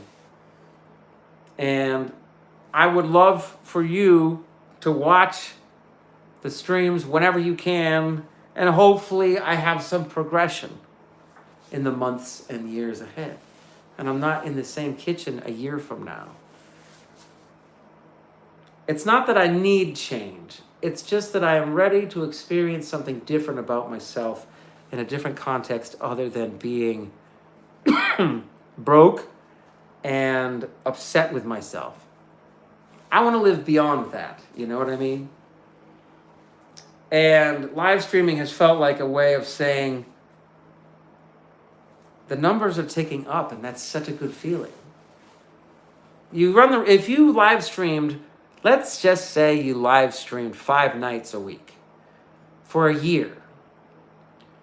YouTube analytics can give you a breakdown of the average viewing time. It can give you a breakdown of everything about your streams, which is incredibly informative and helpful and fascinating. But it is also dangerous, because if I don't get any more subscribers and I stay flatlined for the whole year, I have to consider that as a sign from the universe that, okay, music was my thing, but it's not my thing for life. That's what my brain will conceive of and think of and get obsessed by.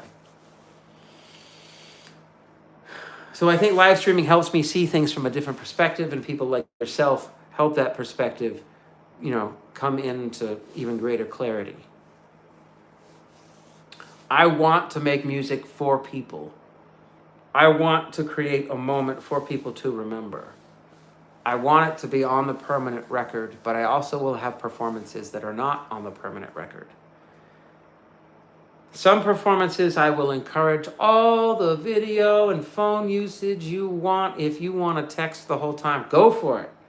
It's encouraged. I don't mind. Just means when I look at you, I can see your face because you've got the glow. And I'm like, I can see your face. Usually your face is sort of staring at the screen, right? When I can see you from the stage.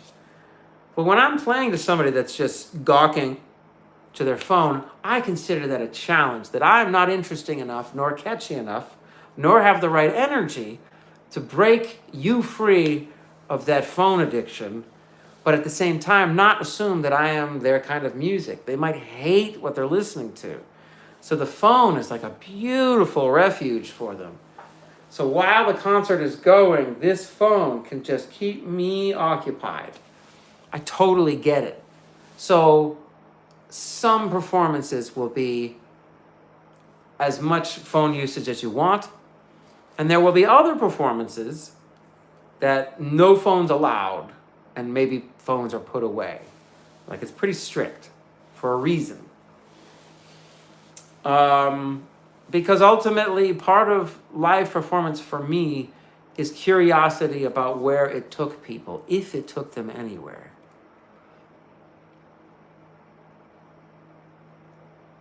So if I were ever lucky enough to make money through live streaming, and I'm only about 1 million subscribers away. I would put on display the best that I could do, and I would put it on display, hopefully on my channel for a long time, for anybody to find at any moment and potentially find it interesting, or at least mildly interesting to listen to. So yeah, all I need is 1 million subscribers, and I know that the only way to get 1 million subscribers is to have something that draws people in, and then that video can go crazy all over the internet and all over the apps, and then skyrocket into notoriety. It's a very dangerous thing to do. It's a very scary thing to do. It's a very unlikely thing to do. It probably is the most difficult thing you could possibly choose to try to do. And you have to be insane to try to do it. Thinking my songs will become the magnets for people's attentions is extremely problematic, because they may not even be good enough. And maybe they're the best that I can do. So it's time to give up on that way of thinking. And I'm going to call it quits for tonight. I'm going to have a barbecue chicken flatbread. Very exciting, very exciting. I know, it's not the best meal. I shouldn't even talk about my meals. But I feel like, whatever, I'll talk about whatever I want to talk about. I'm about as real as it gets. I'm a man on a mission, sitting in his kitchen, trying to keep his head still while his body moves back and forth. You know what I'm saying? Like a chicken. You know how you can move a chicken's head around? Love you too, Tommy. The world needs more love, doesn't it? Love is supposed to be plentiful. So let's keep it going, all right? Thank you so very much. I truly appreciate your time. And Tommy, come back now. Would love to see you again. I'll be on probably same time tomorrow night. Usually 8 to 9 Eastern Standard Time. I know I should be way more regimented about it. I'm getting there. Slowly, slowly, slowly. I need a producer or a manager, an agent or somebody to be like, Peter, just do this. And I would say, fine, I can do that. But thank you. Love is the only reason for any season. I like that. Love is the only reason for any season. Love is the only reason for any season, any season. All right, that was the shortest song. That was number 1 on the pop charts. Peter Burton's 10-minute song, 10-second song. Thanks to Tommy, otherwise known as the Dingleberry. It's an amazing name. All right. Thank you so much. Have a great night. I'll see you real soon. My love to you, your family and friends, your ancestors, past and future.